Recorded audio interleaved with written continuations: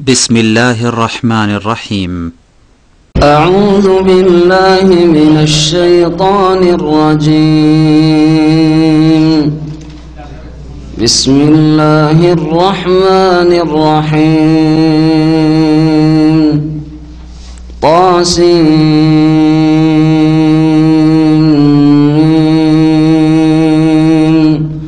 تلك آيات الكتاب المبين.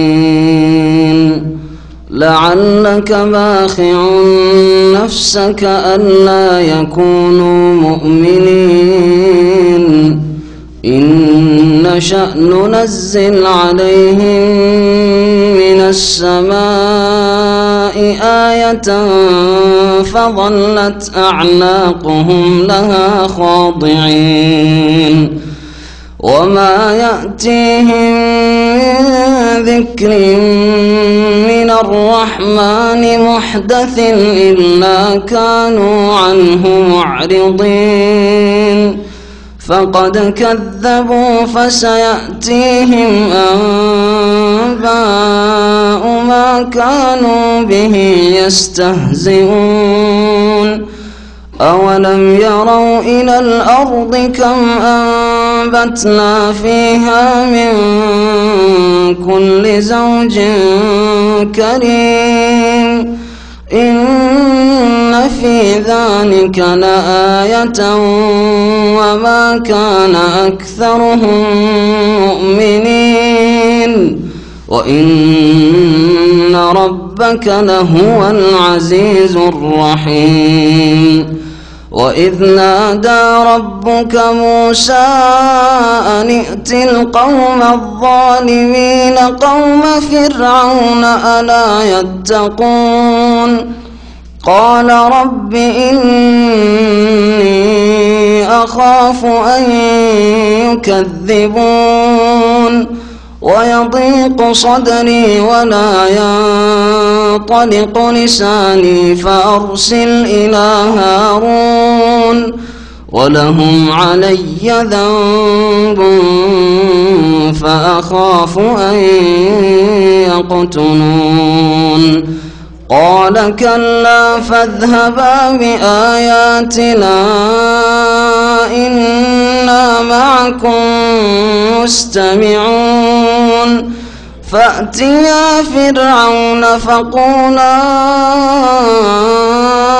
إنا رسول رب العالمين أن أرسل معنا بني إسرائيل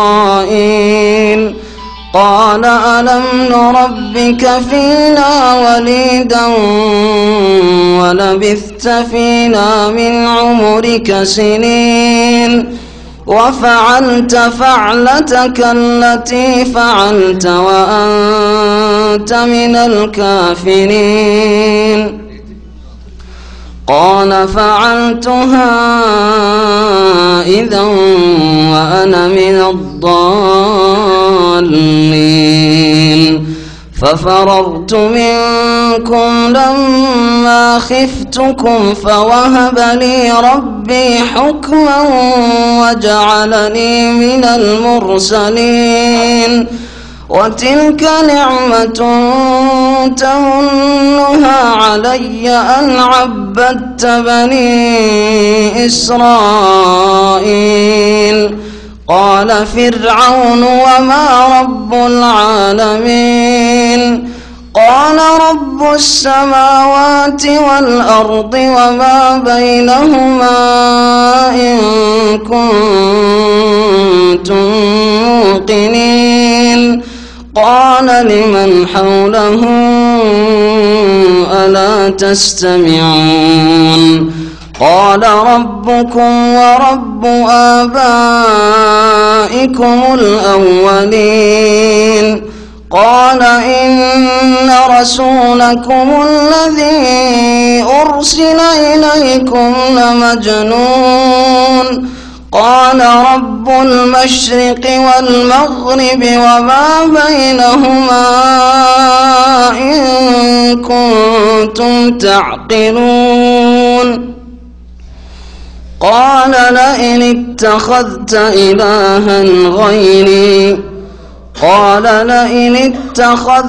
إلها غيري لأجعلنك من المسجونين.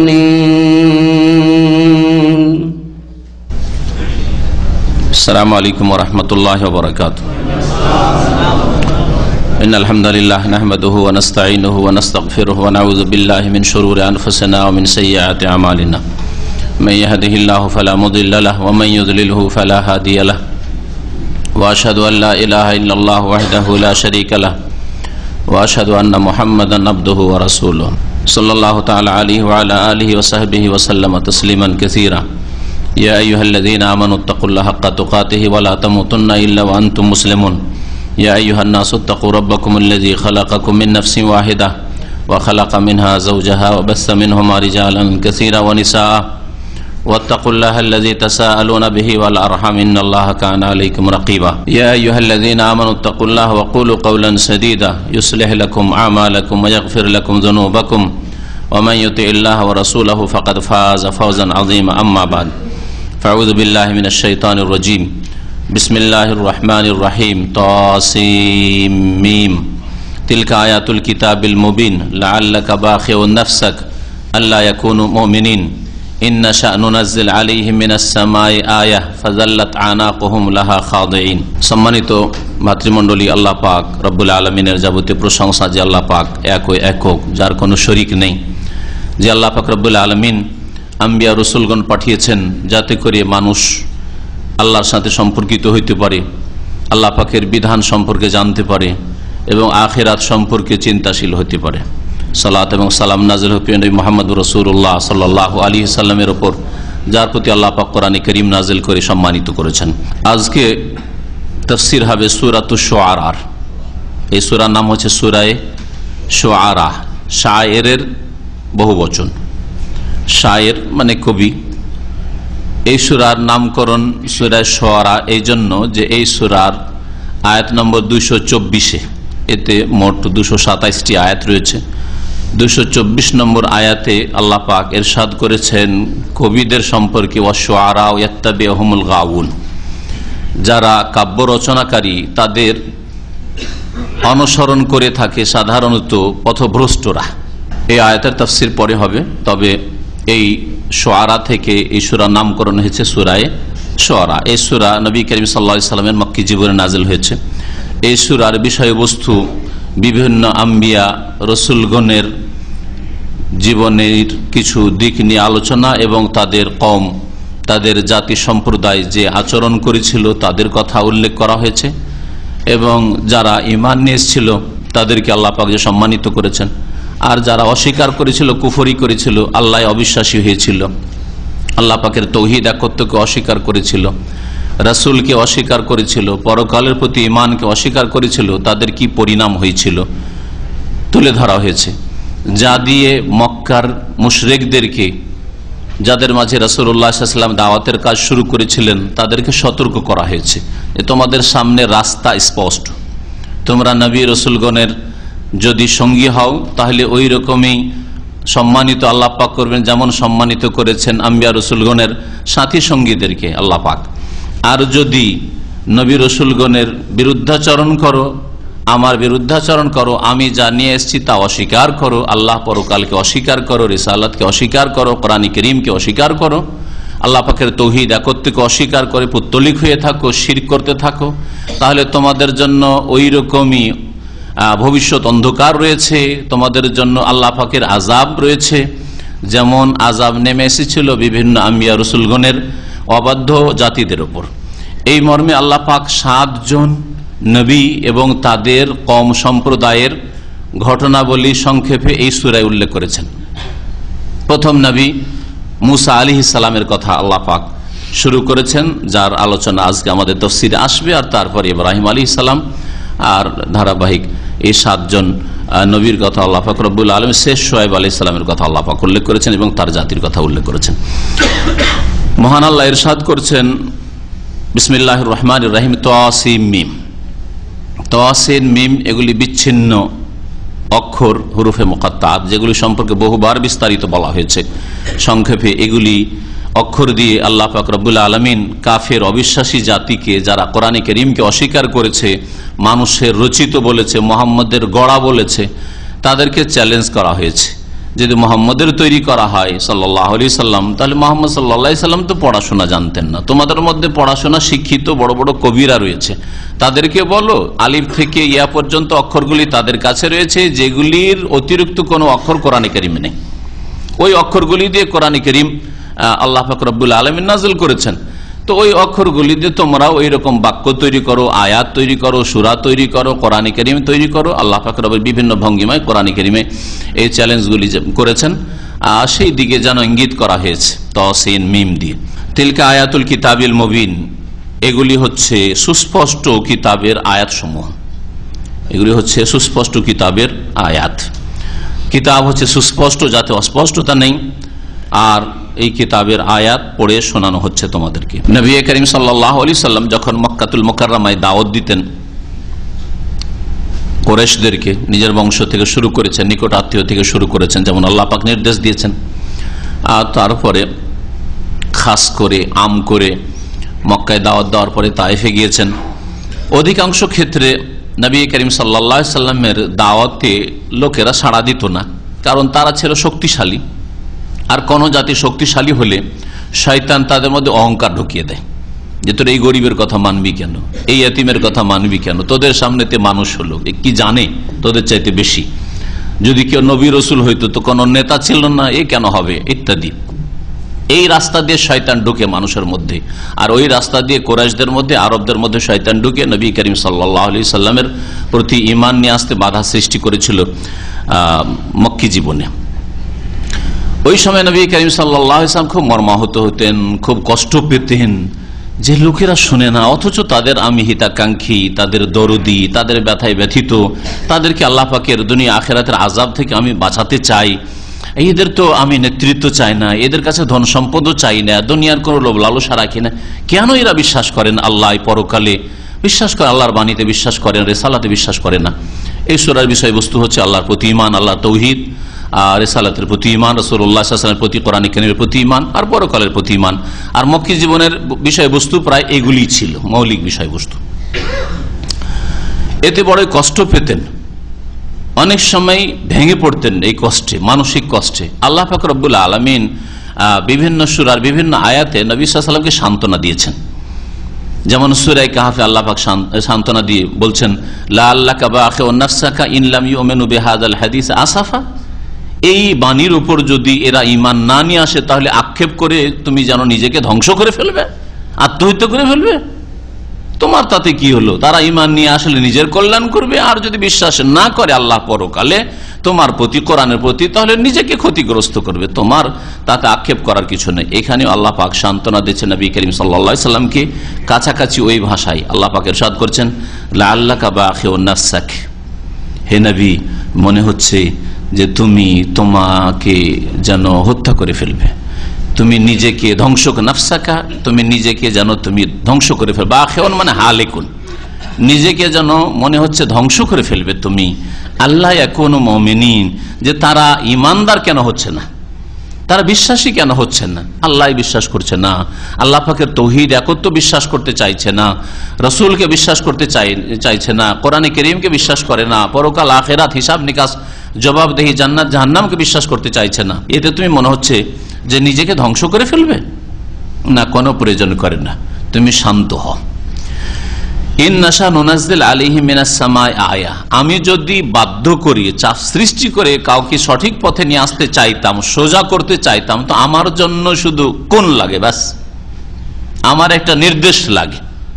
কিন্তু মানুষকে স্বাধীন রাখতে চাই, যাতে তাদের পরীক্ষা হইতে পারে, স্বাধীনভাবে ভালো কাজ করুক যে জান্নাতে যেতে চায়, স্বাধীনভাবে অন্যায় কাজ করুক, কুফরি করুক, পাপ করুক, নামাজ ত্যাগ করুক, স্বাধীনভাবে যাতে জাহান্নামে যায়, স্বাধীনভাবে, যাতে না বলতে পারে যে জবরদস্তি করে আমাকে জাহান্নামের দিকে ঠেলে দেওয়া হয়েছে, অথবা জবরদস্তি করে আমাকে এই দিকে নিয়ে আসা হয়। কোনো জবরদস্তি না থাকে, আল্লাহ পাক এই যে স্বাধীনতা দিয়েছেন মানুষের শরীরে, ব্রেন বুদ্ধিতে, চিন্তায়, চেতনায়, অন্তরে, এই সবগুলি হাড়ে হাড়ে প্রত্যেকে আপনারা অনুভব করছেন যে আলহামদুলিল্লাহ স্বাধীনভাবে এখানে পৌঁছেছেন, তাই না? আর স্বাধীনভাবে পাপিষ্টরা রাস্তাঘাটে পাপ করছে, অথবা নিজের ঘরে পাপ করছে, অথবা কল্যাণ থেকে তারা বঞ্চিত হয়ে বসে আছে। তো এই স্বাধীনতা সবাই অনুভব করছেন, যেটা অনুভূত মানুষের, অস্বীকার করার কিছু নেই। এই স্বাধীনতাকে ভালো কাজে লাগালে তাহলে তুমি কামিয়াব, আর এই স্বাধীনতার অপব্যবহার করলে, অন্যায় কাজে লাগালে তুমি আল্লাহ পাকের শাস্তি, আযাব পাবে। আল্লাহ পাক ইরশাদ করছেন, ইন্নাশা নুনাজ্জিল আলাইহিম মিনাস সামাই আয়া, আমরা যদি চাইতাম, মানে আমি চাইতাম। আল্লাহ পাক নিজেকে কখনো কখনো বহু বচন দিয়ে, বহু আয়াতে বহু বচন দিয়ে ব্যক্ত করেছেন। দুনিয়ার শাসকরা যখন করে, তো রব্বুল আলামিন যিনি দুনিয়া আখিরাতের মালিক, সবকিছুর মালিক, তিনি নিজের ক্ষেত্রে তিনি একক হলেও বহু বচন কোরআনে কারিমে বহু জায়গায় উল্লেখ করেছেন। এতে অনেকেই অনুবাদ পড়তে গিয়ে সংশয়ে পড়ে, যখন দেখে যে অনুবাদকারী বহু বচনকে বহু বচন দিয়ে অনুবাদ করেছে, মানে শাব্দিক অর্থকে লক্ষ্য রাখতে গেছে। যেন সাধারণত আমি তর্জমা তফসির করতে গিয়ে বহু বচন শব্দ জমা হইলেও এক বচন দিয়ে তর্জমা করি, যাতে করে লোকেরা সংশয় না পড়ে।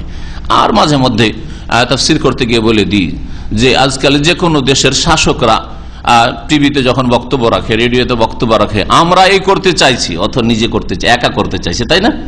আমরা এই করতে চাইছি, আমরা এই হুকুম করছি, আমরা এই অমুককে এই করছি, হ্যাঁ, কাউকে বরখাস্ত করা, কাউকে উপরে উঠানো আমরা করছি বলে, অথচ একজনে করে।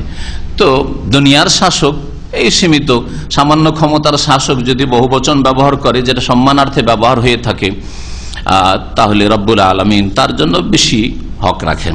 আল্লাহ পাক ইরশাদ করেন, ইন্নাশা নুনাজ্জিল আলাইহিম মিনাস সামা, আমি যদি চাইতাম তাহলে তাদের উপর আকাশ থেকে এমন কোন নিদর্শন নামিয়ে দিতাম, নিদর্শন নাযিল করতাম। ফাজাল্লাত আনাকুহুম লাহা খাযিন, যে নিদর্শনকে দেখে জেনে তাদের কাঁধ নত হয়ে যেত, তাদের ঘাড় নত হয়ে যেত। কিরকম নিদর্শন? এমন কিছু আল্লাহ পাক পাঠিয়ে দিতেন যাতে মানা ছাড়া কোনো উপায় ছিল না, আল্লাহ ইচ্ছা করলে করতে পারতেন।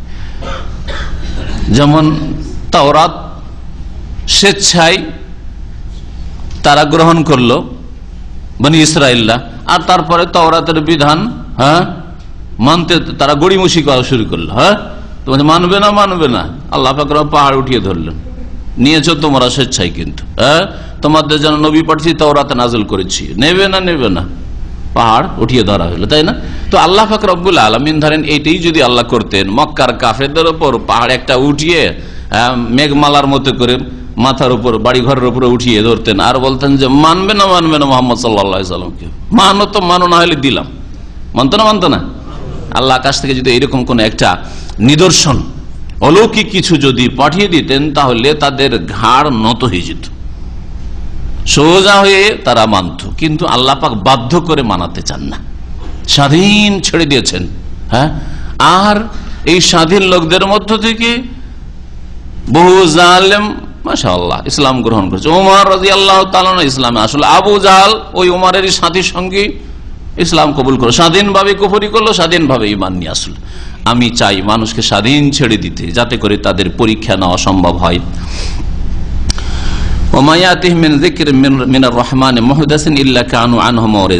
আর মানুষের স্বভাব হচ্ছে যে দয়াময় আল্লাহ পাকের পক্ষ থেকে যখনই তাদের কাছে কোনো নতুন উপদেশ আসে, এটা অধিকাংশ মানুষের স্বভাব, যখনই আল্লাহ পাক রব্বুল আলামিনের পক্ষ থেকে, রহমানের পক্ষ থেকে কোন নতুন উপদেশ আসে, মিন যিকরিন মিনার রহমানে মুহদাসিন, যিকরিনের সিফাত হচ্ছে মুহদাসিন, আসলে মিন যিকরিন মুহদাসিন মিনার রহমান, করুণাময় আল্লাহ পাকের পক্ষ থেকে যখন নতুন কোন আদেশ নিষেধ আসে, উপদেশ আসে, দিনের বিধিবিধান আসে, তখন অধিকাংশ মানুষের বদস্বভাব কি? ইল্লা কানু আনহু মুরিজিন, তা থেকে তারা বিমুখ হয়ে পড়ে, মুখ ফিরিয়ে নেয়, মানতে রাজি হয়। আর সত্য গ্রহণে, এই সত্যকে গ্রহণ করতে বিভিন্ন বাধা, তার মধ্যে একটি বাধা হচ্ছে অহংকার, আর একটি বাধা হচ্ছে অজ্ঞতা, আর একটি বাধা হচ্ছে গোড়ামি, বিভিন্ন বাধা রয়েছে। এই বাধাগুলি যে কোনো সমাজে হক কথা সত্য কথা বললে মানতে রাজি হয় না। দেখবেন যে এই রোগগুলির কোন রোগ আছে, দুনিয়ার গরজ, স্বার্থে আঘাত লাগবে ইত্যাদি। আল্লাহ পাক ইরশাদ করেছেন যে মানবে না তারা, ঠিক আছে, ফাকাদ কাযযাবু, তারা মিথ্যা প্রতিপন্ন করেছে, তারা মিথ্যা মনে করেছে। ফাসাইয়াতিহিম আম্বাউ মা কানু বিহি ইস্তাহজিউন, শীঘ্রই তাদের কাছে ওই সবের সংবাদ চলে আসবে, বার্তা চলে আসবে যা নিয়ে তারা ঠাট্টা বিদ্রুপ করে। মুহাম্মদ রাসূলুল্লাহ সাল্লাল্লাহু আলাইহি ওয়াসাল্লামকে নিয়ে, কোরআনকে নিয়ে ঠাট্টা মজাক করে, এর বার্তা মানে এর শাস্তি, এর কুপরিণতি শীঘ্রই তাদের কাছে এসে পড়বে। আর আসলো মক্কা থেকে 13 বছর, ঠিক আছে, লাগলো মক্কা থেকে হিজরত করে রাসূলুল্লাহ সাল্লাল্লাহু আলাইহি ওয়াসাল্লাম, তার 2 বছর পরে বদর হলো। বদরে তাদের কাছে এক বার্তা চলে এসেছে, ইয়াউমুল ফুরকান, হক বাতিলের মাঝে আল্লাহ পাক ফয়সালা করে দিলেন। তারপরে মক্কা বিজয়। আওয়ালাম ইয়ারাউ ইলাল আরদ, তারপরে আল্লাহ পাক রব্বুল আলামিন তার রুবুবিয়তের কথা বলছেন, তৌহিদের রুবুবিয়ত। আল্লাহ পাক রব্বুল আলামিনের সৃষ্টির ক্ষেত্রে, সৃষ্টি করার ক্ষেত্রে, আল্লাহ পাকের কাজের ক্ষেত্রে যে আল্লাহ একক এবং আল্লাহ পাক রব্বুল আলামিনের সৃষ্টিতে কোনো শরিক নেই, আল্লাহ পাকের কাজে কোনো শরিক নেই, এই মর্মে আল্লাহ পাক ইরশাদ করেছেন আওয়ালাম ইয়ারাউ, মানব জাতি কি চিন্তা করে দেখে না, ইলাল আরদে, পৃথিবীর দিকে, চিন্তার দৃষ্টিতে দেখে না। আওয়ালাম ইয়ারাউ ইলাল আরদে, পৃথিবীর দিকে, ভূমির দিকে তারা কি লক্ষ্য করে দেখে না। কাম আম্বাতনা ফিহা মিন কুল্লি যাওজিন কারীম, যে কত রকমের আমি এতে উত্তম উদ্ভিদ উদ্গত করেছি। আম্বাতনা, আমি উদ্গত করেছি, এটা হচ্ছে কাম খাবরিয়া, কত রকমের মানে অনেক রকমের, বহু রকমের আমি উদ্ভিদ উদ্গত করেছি। মিন কুল্লি যাওজিন কারীম, যাওজ মানে হচ্ছে প্রকার, যাওজের একটি অর্থ হয় প্রকার, তাহলে মিন কুল্লি যাওজিন মানে মিন কুল্লি সিনফিন কারীম, উত্তম বা উৎকৃষ্ট রকমের, উৎকৃষ্ট সমস্ত রকমের আমি উদ্ভিদ উদ্গত করেছি। এই জমি থেকে, এই মাটি থেকে ফেটে উঠছে বিভিন্ন রকমের গাছপালা, কত রকমের গাছপালা, কাম আম্বাতনা, কত রকমের গাছপালা পৃথিবীতে রয়েছে, এটা কি চিন্তা করে দেখো না। আর কেউ কেউ যাওজ মানে জোড়ার অর্থ করেছে, যেটা প্রসিদ্ধ অর্থ, যাওজ মানে জোড়া হয়, এই জন্য স্বামীকে যাওজ, স্ত্রীকে যাওজা বলা হয়।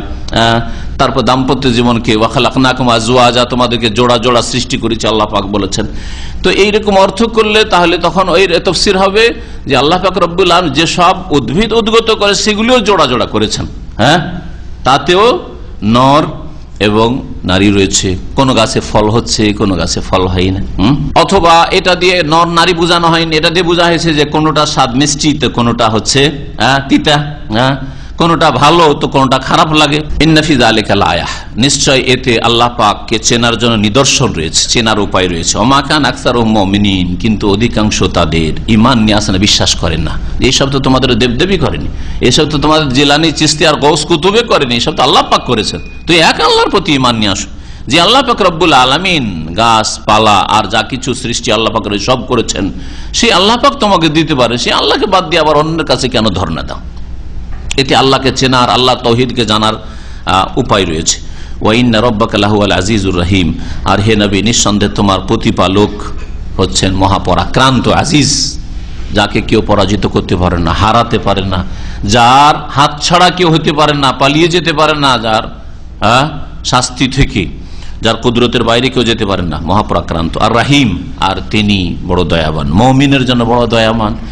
আর যে মনে করবে যে আমি পাপ করে, বিরুদ্ধাচরণ করে, অন্যায় করে চলে যাব, আমাকে ধরার কেউ নেই, দুনিয়ার কোনো শক্তি নাই যে আমার কেউ খোঁজ খবর নিতে পারে আর আমার কেউ প্রতিশোধ নিতে পারে, তাকে জেনে রাখা উচিত যে আল্লাহ পাক আজিজ, যিনি মহাপরাক্রান্ত, যার কুদরতের বাইরে, ক্ষমতার বাইরে যেতে পারো না। এরপরে আল্লাহ পাক রব্বুল আলামিন মুসা আলাইহিস সালামের ঘটনা শুরু করেছেন। এখানে আল্লাহ পাক শুরু করেছেন কোনখান থেকে, আয়াতে দেখুন, মহান আল্লাহ ইরশাদ করেছেন ওয়াইজ নাদা রব্বুকা মুসা আন ইতিল কওমাজ জালিমিন, স্মরণ করো যখন তোমার প্রতিপালক, হে নবী মুহাম্মদ সাল্লাল্লাহু আলাইহি ওয়াসাল্লামকে আল্লাহ পাক সম্বোধন করে বলছেন যে তোমার প্রতিপালক আল্লাহ পাক রব্বুল আলামিন যখন ডাক দিলেন মুসা আলাইহিস সালামকে, কি বলে ডাকলেন? যে মুসা আনিতিল কওমাজ জালিমিন, জালেম সম্প্রদায়ের কাছে যাও, জালেম সম্প্রদায়ের কাছে, এতে মানে আসো, জালেম সম্প্রদায়ের কাছে আসো, যাও। জালেম সম্প্রদায় বলে কাকে বোঝানো হয়েছে? কাদেরকে বোঝানো হয়েছে? ফেরাউন এবং ফেরাউনের অনুসারীদেরকে বোঝানো হয়েছে যে এদের কাছে যাও, এদের কাছে দাওয়াত নিয়ে যাও। কওম ফিরআউন, এই জালেম সম্প্রদায় কারা? ফেরাউনের কওম, ফেরাউনের জাতি। আলা ইয়াত্তাকুন, তারা কি আল্লাহকে ভয় করবে না? তারা কি সংযত হবে না, পাপ মুক্ত হবে না? তারা অন্যায় থেকে ফিরে আসবে না? আলা ইয়াত্তাকুন, তারা তাকওয়া অর্জন করবে না? ভয় লাগে না এখন আল্লাহর আযাবকে? আলা ইয়াত্তাকুন, আল্লাহ পাক কত দয়াবান। এত বড় জালেম যে নিজেই নিজেকে এলাহ খোদা দাবি করে বসে আছে, আমার মাআলিম তো লাকুম মিন ইলাহিন গায়র, আমার ছাড়া তোমাদের আবার উপাস্য কোথায়? আনা রাব্বুকুমুল আলা, আমি তোমাদের মহান প্রভু প্রতিপালক, তোমাদের লালন পালন খেতে আমি দিচ্ছি, কে আছে আর তোমাদের? আল্লাহকে অস্বীকারী যার নিজেই গিয়ে আল্লাহ বলেছে যে এই রকমের জালেম সম্পর্ক আল্লাহ পাকের ভাষা কত রহমতের ভাষা, যে আলা ইয়াত্তাকুন, এরা কি এখনো ভয় করবে না আল্লাহ পাকের আযাবকে? এখনো তাদেরকে অবসর দিচ্ছি, ছাড় দিচ্ছি, এখনো সুযোগ সুবিধা আছে ফিরে আসার, তওবা করার, সংশোধন করার। যে আল্লাহ ফেরাউনের মতো জালেমকে এইরকম ছাড় দিতে পারেন, সে আল্লাহ পাক যে কোনো মুসলিম যতই পাপিষ্ট হোক না কেন, জালেম হোক না কেন, তাকে আল্লাহ পাক দুনিয়াতে ছাড় দিয়েছেন, অবসর দিচ্ছেন। আর বারবার আল্লাহ পাক রহমতের দৃষ্টি দেখছেন যে আরে হতভাগা, তুই আর কত আল্লাহ দ্রোহিতা করবি, আর কত তুই নামাজ ছাড়বি, আর কত শিরক করবি, আর জিলানী চিশতির দরবারে তুই ধর্ণা দিবি, আল্লাহর কাছে ফিরে আয়, সংশোধন কর। আল্লাহ পাক রব্বুল আলামিন মুসা আলাইহিস সালামকে ডাক দিয়েছিলেন কোন সময়? তাহলে কোন সময় থেকে আল্লাহ পাক ঘটনা শুরু করলেন, কে বলতে পারেন? এর আগে সূরা তাহাতের তাফসীর শুনেছেন, মুসা আলাইহিস সালামের ঘটনা। সূরা কাসাসে শুনেছেন, সূরা নামলেও শুনেছেন। পরপর এর আগে 3টে সূরা ধারাবাহিকভাবে এতে মুসা আলাইহিস সালামের ঘটনাই বিস্তারিত আলোচিত হয়েছে। যখন তিনি নিজের বিবিকে নিয়ে, পরিবার নিয়ে শ্বশুর বাড়ি থেকে ফিরে নিজের দেশে মিশরে আসতে তুর পাহাড়ের কাছে আসলেন। তুর পাহাড়ের কাছে এক গাছে আগুন জ্বলছে। তা আগুন দেখে আগুনের প্রয়োজন হয়েছে, ঠান্ডা লেগেছে, আর রাস্তাও চিনতে পারছি না, রাস্তাও চেনা হবে, আগুন আছে মানে মানুষ আছে, তো জিজ্ঞেস করে নেব। ওই জায়গায় যখন পৌঁছলেন, আগুন মনে করে আল্লাহ পাকের ডাক হইল যে ইন্নী আনা রাব্বুকা ফাখলা'না আলাইকা ইন্নাকা বিল ওয়াদিল মুকাদ্দাসে তুয়া, যেমন সূরা তাহাতে রয়েছে। ওইখানে আল্লাহ পাক ডাক দিলেন যে যাও, এখন তোমাকে নবুয়ত দেওয়া হলো, রিসালাত দেওয়া হলো, রাসূল করলাম, যাও জালেম সম্প্রদায়ের উদ্দেশ্যে। আল্লাহ, যার ভয়ে পালিয়েছিলাম আর 10 বছর অন্য দেশে কাটিয়ে ভয়ে ভয়ে ফিরছি দেশে, কি করব না করব, ওর কাছে আল্লাহ বলছে যাও। কত বড় গুরু দায়িত্ব চিন্তা করেন আপনি, আর কত মারাত্মক বিষয়, কি সাধারণ বিষয়। ওখানে গিয়ে ভাবছেন লুকিয়ে টুকিয়ে কোথাও থাকবো, আত্মীয় স্বজন আছে, বংশধর বনি ইসরাইল আছে, থাকবো কোথাও। আল্লাহ পাক রব্বুল আলামিনের সামনে দরখাস্ত করলেন মুসা আলাইহিস সালাম, কালা রব্বি ইন্নী আখাফু আন ইউকাযযিবুন, হে প্রতিপালক আমার ভয় লাগছে, আন ইউকাযযিবুন, যাই জানের ভয় নাই, এত দুর্বল ইমানের মানুষ নবী রাসূলগণ হন না। ইন্নী আখাফু আন ইউকাযযিবুন, আমাকে ভয় লাগছে যে এরা আমাকে মিথ্যা মনে করে, মিথ্যাবাদী বলবে যে তুই তো অন্যায় করে গেছিস, তুই পালিয়েছিলি কি জন্য, আর তুই এসেছিস আজকে নবী হয়ে, রাসূল হয়ে, আমাকে মিথ্যা মনে করবি। ওয়ায়াযীকু সাদরি, আর এত বড় জালেম শাসকের সামনে, এই তাগুতের সামনে যেতে আমার বক্ষ যেন সংকুচিত হয়ে আসছে, সংকুচিত হয়ে আসছে। বড়দের সামনে কথা বলেছেন কেউ? বড়দের সামনে কথা বলেছেন? বসের সামনে কথা বলতে গিয়ে মুখ শুকিয়ে আসে, কথা বলতে গিয়ে ভাষা তোতলা হয়ে যায়, জড়তা চলে আসে, কথা বলতে গিয়ে একবার যেন কথাটা যেন প্রকাশ করছে। প্রথম খুব সাজিয়ে রেখেছেন যে এইভাবে বলবো, আমি এইভাবে এত সুন্দর করে বলবো, কিন্তু কথা সব গড়বড়িয়ে গেছে, কোন রকম করে পেশ করেছেন, হয় না হয় না। কেন? ওয়ায়াযীকু সাদরি, ভিতর থেকে যেন সংকুচিত আসছে ভয়। ওয়ালা ইয়ানতালিকু লিসানি, আল্লাহ আমার জবান চলছে না, আমার জবান ভাষা অচল হয়ে যাচ্ছে তার সামনে যেতে, তার সামনে কথা বলতেই সাহসী হয় না আমাকে। ওয়ালা ইয়ানতালিকু লিসানি কেন বললেন? তার সম্পর্কে বলা হয়েছে যে বাল্যকালে মুখে দিয়েছেন আঙ্গার, যেমন তাফসীরকাররা বলেছেন, যাতে জিহ্বা একটু পুড়ে গিয়ে জবানে জড়তা চলে এসেছিল, তোতলা হয়ে গেছিলেন। এটা একটা কারণ বলা হয়েছে যে যখন আমার ভাষা ক্লিয়ার নয়, তাহলে আমার ভাষাই তো অচল, কি করে আমি তাকে বুঝাবো আর বলবো, স্পষ্ট করে না বলতে পারলে এমনি তো শুনতে চাইবে না। আর কেউ কেউ বলেছেন না, এটা নয় আসলে, ওয়ালা ইয়ানতালিকু লিসানি মানে তিনি বাকপটু ছিলেন না। আর সৃষ্টিগতভাবে কেউ বেশি বাকপটু থাকে আর কেউ বাকপটু থাকে না। একই মায়ের পেটের 2 ভাই, একজন বাকপটু, বুঝে কম বলতে পারে বেশি, আর একজন বুঝে বেশি বলতেই পারে না, তাই না? আছে আমাদের দেশে বেশ কিছু আলেম আছে যারা জুমার খুতবাও পড়াইতে পারে না, অথচ বুখারী পড়ে, বড় বড় আলেম তারা। হ্যাঁ, একদিন এক আলেম খুতবায় উঠেছে, মারা গেছে রাহিমাহুল্লাহ, বড় আলেম, 30 বছর ধরে বুখারী পড়ান তার আগে। আর খুতবাতে দেখছে কোনো ছাত্র আসে না, ছাত্র তার আশা করি গ্রামের কোনো ছাত্ররা আসবে, সে খুতবাটা পড়াবে, বসে থাকবে। জুমার খুতবা যেহেতু বাংলাতে ওই আহলে হাদিসরা পড়ায়, আর ওইটা এটাই সুন্নাত যে যেই ভাষার মানুষ সেই ভাষায় খুতবা হইতে হবে। খুতবাতে উঠে ইন্নাল হামদুলিল্লাহ নাহমাদুহু ওয়া নাস্তাইনু করার পরে আর কিছু বলতে পারছেন না, কিছু বলতে পারছেন। তার মধ্যে দেখছি যে একটা ছাত্র পরে চলেছে, ও ছাত্র চালাই করেছে যে আজকে ওস্তাদকে উঠাবো তো ছাড়বো, এই জন্য চালাই করে পরে এসছে। ও আসার খুতবাটা পড়া পরে বলছে, বাবারে আমার দ্বারা হইল না, নেমে গেলেন। বাস্তব ঘটনা, আজকে থেকে 25-30 আমরা যখন ছোট ছাত্র তখনকার ঘটনা এটা, আমার দ্বারা হইল না। তুই আল্লাহ পাকের নিয়ামত, বড় বড় আলেমকে হয়তো আল্লাহ পাক বাক শক্তি দেননি, আবার অল্পই বিদ্যা আছে, কিন্তু আল্লাহ পাক বাকপটু করেছেন। তো ওয়ালায়ান্তালিকু লিসানি মানে আল্লাহ, আমার তো ওই বাক শক্তি ওই রকম না, জোরালো না যে এই জালেমের সামনে গিয়ে আমি সাহসের সাথে কথা বলবো, এরকম সাহস নেই আমার।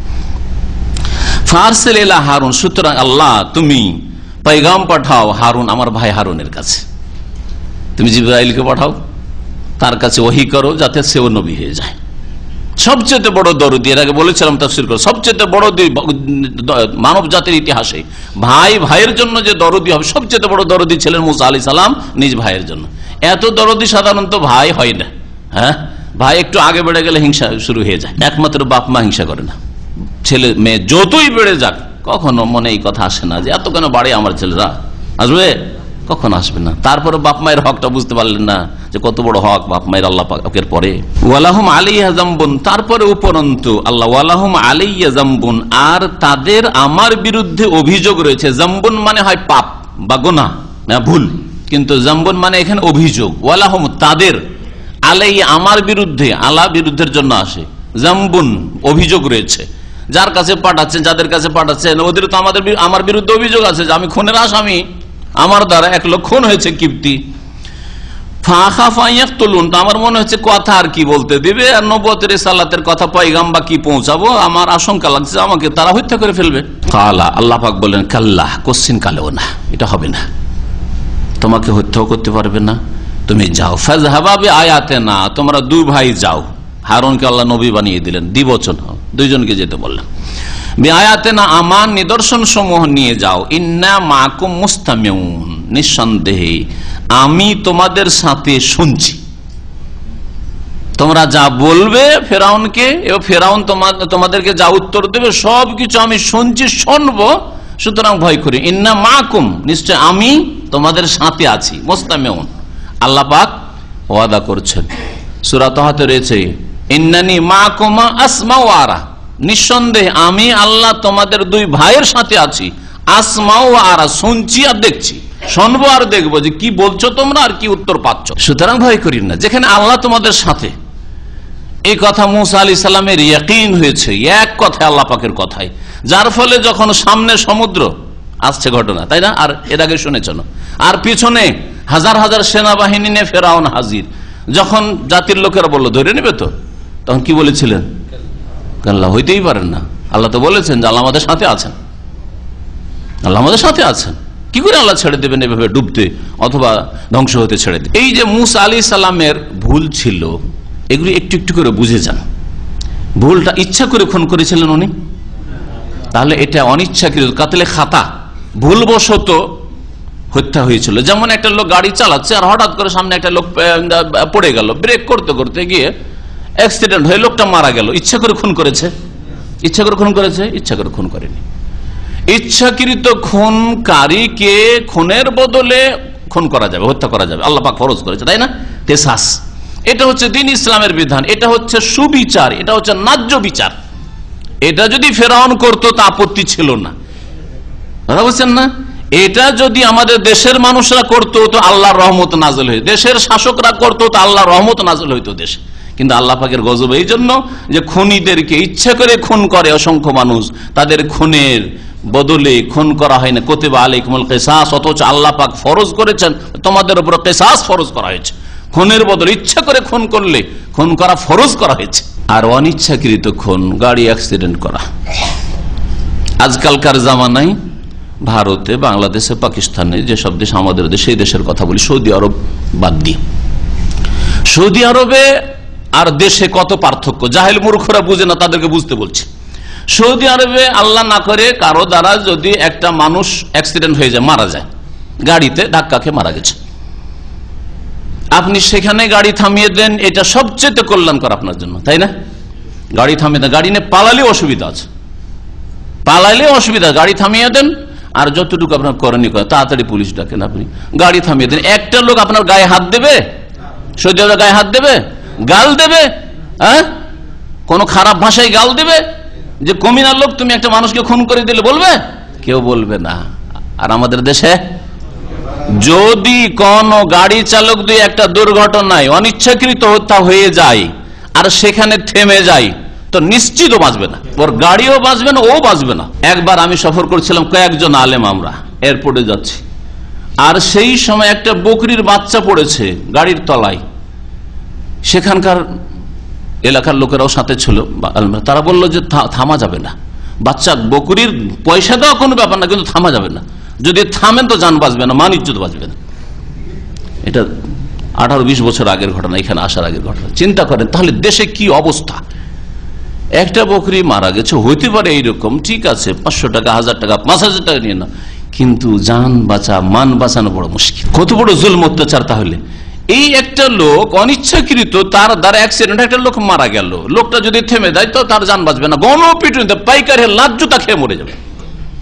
অথচ আল্লাহ পাক ও তার রক্তকে হালাল করেনি, তার দ্বারা ভুলবশত খুন হয়ে গেছে, সে রক্তপণ দিয়ে দেবে। একটা লোককে অনিচ্ছাকৃত মারলে তার জন্য 100 উট, 100 উটের মূল্য সেটা দিতে হবে। এটা হচ্ছে দ্বীন ইসলাম, এতে রয়েছে শান্তি, মান ইজ্জত কারো নষ্ট হলো না, সে ইচ্ছা করে মারেনি, ঠিক না? আর আমাদের দেশে যেটা রয়েছে সেটা হচ্ছে ফেরাউনি নীতি। ফেরাউন মুসা আলাইহিস সালামকে মারতে চাচ্ছে, মুসা আলাইহিস সালাম তো ইচ্ছা করে খুন করেন, একটা ঘুষি দিয়েছিল। একটা ঘুষিতে তো মানুষ মরে না, একটা ঘুষিতে একটু ধাক্কা লাগতে পারে, একটু কষ্ট হইতে পারে, কিন্তু কোনদিন সাধারণত মারা যায় না। লোকটি মারা গেছে, তাই এটা কাতলে খাতা, এতে রক্তপণ চাইতে পারে, কিন্তু ধরো একে, কোথায় আছে মুসাকে, ধরো। জান বাঁচাবার জন্য তিনি পালিয়েছেন, তাহলে এইরকম পালানো জায়েজ আছে। আরেকটা মাসলাই এই আয়াত থেকে জানতে পারলেন, এইরকম জালেম সরকারের জুলম অত্যাচার থেকে বাঁচার জন্য পালায়ন করা কোরআনের নির্দেশ। মুসা আলাইহিস সালাম পালায়ন করেছে, কারণ মুসা আলাইহিস সালাম হত্যার যোগ্য না, তিনি ইচ্ছা করে মারেননি যে তাকে হত্যা করা যাবে। আর জানছেন এই জালেম আমাকে হত্যা করে দিবে, বুঝবে না যে আমার দ্বারা এটা একটা ঘুষিতে মরেছে, ভুলবশত মরুক, আর ইচ্ছা করবো না, আমাকে মারবে, সুতরাং পালাইতে হবে। তাহলে এইরকম যদি কারো পরিস্থিতি হয় যে আমি এইরকম অপরাধী নই, আসামি নই, তারপর আমাকে আসামি বানানো হয়েছে, তাহলে আপনি পালাতে পারেন। কিন্তু আপনি চোর, আপনি ডাকাত, আপনি খুনি, তাহলে আপনার জন্য পালানো জায়েজ নাই। ইচ্ছা করে খুন করেছেন আর পালিয়ে যাবেন, পালানো জায়েজ নাই। তাহলে আপনাকে সরকারের হাতে গিয়ে নিজেকে ন্যস্ত করে দিতে হবে, ধরা নিজে থেকে দিতে হবে যে আমি খুন করেছি, সুতরাং আল্লাহর বিচার যা হয় আমার ওপর আপনি বাস্তবায়ন করেন, আপনারা বাস্তবায়ন করেন। তাহলে এই যে একজন মানুষ ইচ্ছা করে খুন করেনি, তারপরও তার আশঙ্কা যে আখাফাইয়াক্তুল, আমাকে খুন করে দেবে, ফেরাউনের চরিত্র যেটা আমাদের দেশে আছে, দুর্ঘটনা করে দিলে আর জান বাঁচবে না, এটা ফেরাউনি বিধান। আর দ্বীন ইসলামের বিধান হচ্ছে যে ঠিক আছে, সেই লোকটাকে ধরে নিয়ে যাক দেশের প্রশাসন, আর তারপরে তার ইসলামিক যে বিধান রয়েছে, রক্তপণ দেবে, তারপরে জেল থেকে বেরোবে। তারপরে মুসা আলাইহিস সালাম দ্বারা যে খুন হয়েছে, মুসা আলাইহিস সালাম এটি গুনাহ না, কারণ ইচ্ছা করে তিনি মারেননি। দুইজনে মারামারি করছে, আর ওই যে খুন হয়েছে সেই লোকটি বেশি জালেম ছিল, সুতরাং একটা ঘুষি দিয়ে তাকে দূর করান আর তাদের ঝগড়া বিবাদটা মিটিয়ে দেওয়া উদ্দেশ্য ছিল, মীমাংসা উদ্দেশ্য ছিল, তাকে আঘাত করা উদ্দেশ্য ছিল না, আর মেরে দেওয়া উদ্দেশ্য ছিল না। সুতরাং নবী মুসা আলাইহিস সালাম খুনিও ইচ্ছা করেও খুনি না, আর অনিচ্ছাকৃত খুনি না, তিনি তার দ্বারা হয়ে গেছে, এটা যেমন দুর্ঘটনা হয়ে থাকে। আল্লাহ পাক রব্বুল আলামিন বলছেন, ফাতিয়া ফিরাউন, যাও তোমরা ফিরাউনের কাছে যাও দুজনে, ফাকুলা, আর দুজনে গিয়ে বলো, ইন্না রাসূল রাব্বিল আলামিন, আমরা নিঃসন্দেহে বিশ্বজাহানের প্রতিপালকের পক্ষ থেকে দূত রাসূল হয়ে এসেছি। আন আরসিল মানা বানি ইসরাইল, এই পয়গাম নিয়ে এসেছি যে আপনি তো ঈমান নিয়ে আসবেন সেই দাওয়াত তো দিয়েছেন, আসছে রব্বুল আলামিনের কথা, রব্বুল আলামিনের দাওয়াত দেওয়া। কিন্তু তার সাথে সাথে বনি ইসরাইলকে যে দীর্ঘদিন ধরে তাফসীরকাররা বলেছেন যে প্রায় 400 বছর ধরে বনি ইসরাইলদেরকে গোলাম বানিয়ে রেখেছিল, বনি ইসরাইলদেরকে গোলাম বানিয়ে রেখেছিল। আর কষ্টের কাজগুলি বনি ইসরাইলদেরকে দিয়ে কিপ্তিরা ফেরাউনের বংশধর নিত। এ বনি ইসরাইলকে আমার সাথে পাঠিয়ে দেন। কোথায় পাঠিয়ে দেন? বনি ইসরাইলদের আসল দেশ হচ্ছে শাম, প্যালেস্টাইন, ফিলিস্তিন, বৃহৎ শাম। আর শামের মধ্যে সবচেয়ে মোবারক এলাকা হচ্ছে ফিলিস্তিন, প্যালেস্টাইন। তা আমি এদেরকে নিয়ে ফিলিস্তিনে চলে যাব, শাম দেশে চলে যাব, আমার সাথে এদেরকে পাঠিয়ে দেন। এই মিশরে আর এদেরকে নিয়ে থাকবো না, আর এরা আপনার জুলমের শিকার হবে না, ছেড়ে দেন এদেরকে। তখন ফিরআউন বলল, আলাম নুরাব্বিকা ফিনা ওয়ালিদান, হে মূসা তোমাকে শৈশবে বাল্য জীবনে কি আমরা লালন পালন করিনি? ওয়ালাবিস্তা ফিনা মিন উমরিকা সিনিন, আর তোমার বয়সের বেশ অনেক বছর আমাদের মাঝে তুমি অবস্থান করনি? আমাদের বাড়িতে মানুষ হলে, আমাদের বাড়িতে খেলে, আমাদের রাজপ্রাসাদে মানুষ হলে, আর তারপরে আজকে তুমি সব কথা বলতে এসছো? আমাদের বাড়িতে মানুষে আমাদেরকে তুমি শিখাতে এসছো, পাঠ পড়াতে এসছো। আমাদের মাঝে তুমি বেশ কয়েক বছর থাকলে। সেনিন, কত বছর ছিলেন মুসা আলাইহিস সালাম ফেরাউনের বাড়িতে বা মিশরে, আর ফেরাউনের খরচ খরচায় লালিত পালিত হয়েছেন? এই সম্পর্কে তাফসীরকারদের দ্বিমত রয়েছে। কেউ বলেছেন যে 18-19 বছর, কেউ বলেছেন যে 30 বছর, কেউ বলেছেন 40 বছর। তবে 30 বছরের কথাটাই বেশি ঠিক। 30 বছর থেকেছেন বাল্যজীবন থেকে নিয়ে মুসা আলাইহিস সালাম কোথায়? মিশরে। আর তারপরে মাদিয়ানে চলে গিয়ে ওখানে বিবাহের মহারানা শুরু, 10 বছর চাকর খাটলেন, আর তারপরে বিবি নিয়ে ফেললেন, বয়স হলো 40 বছর। আর সাধারণত আম্বিয়া রসুলগণকে 40 বছর বয়সেই নবুয়াত রিসালাত দেওয়া হয়।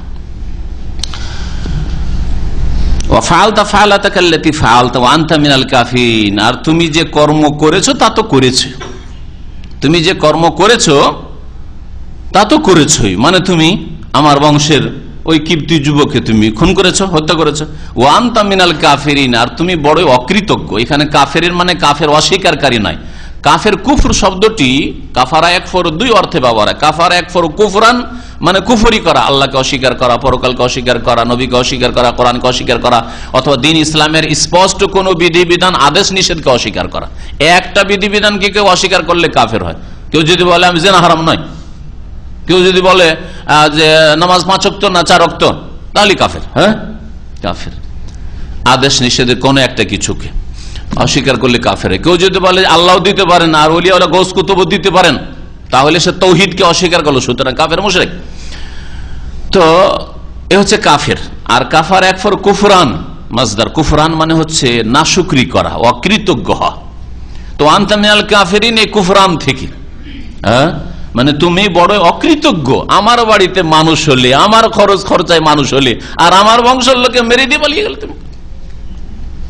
খোটা দেওয়া, দান খায়রাত করে, লালন পালন করে, আর কারো উপর অনুগ্রহ করে, দয়া করে যদি খোটা দেন, তাহলে দুনিয়ায় কিছু পাবেন না। যে কাজটা ফেরাউন করেছিল, এই জন্য খোটা দেওয়াটাও ফেরাউনি চরিত্র। কখনো খোটা দিবেন না কাউকে। হ্যাঁ, ছোট ভাইকে মানুষ করেছেন, আর তারপরে আপনার এক অন্যে থাকলো না, খারাপ করলো, আপনার সাথে খারাপ ব্যবহার করলো। তুই রে, তোকে মানুষ করলাম আর তুই আজকে এরকম হয়ে গেছিস, তুই আমাকে একটা ভালো কথাও দিস না, আর তুই আমার ছেলে মেয়েগুলোর সাথে একটা ভালো ব্যবহার করলি না। না, কখনো বলবেন না। আল্লাহর জন্য করেন, আর তোমাদের কাছে শুকরিয়াও চাই না, আর কোনো বদলাও চাই না, তাহলে কষ্ট পাবেন না। আজ দুনিয়ার গরজে করেন আমার ভাইটাকে মানুষ করে দেবো, তাহলে আমি যখন বুড়ো হয়ে যাবো তখন আর ভাইটা আমার ছেলে মেয়েদের দিয়ে লক্ষ্য রাখবে, আঘাত খাবেন। কখনো দুনিয়ার গরজ করবেন না কোনো। ও আনতা মিনাল কাফিরিন, তুমি বড় অকৃতজ্ঞ।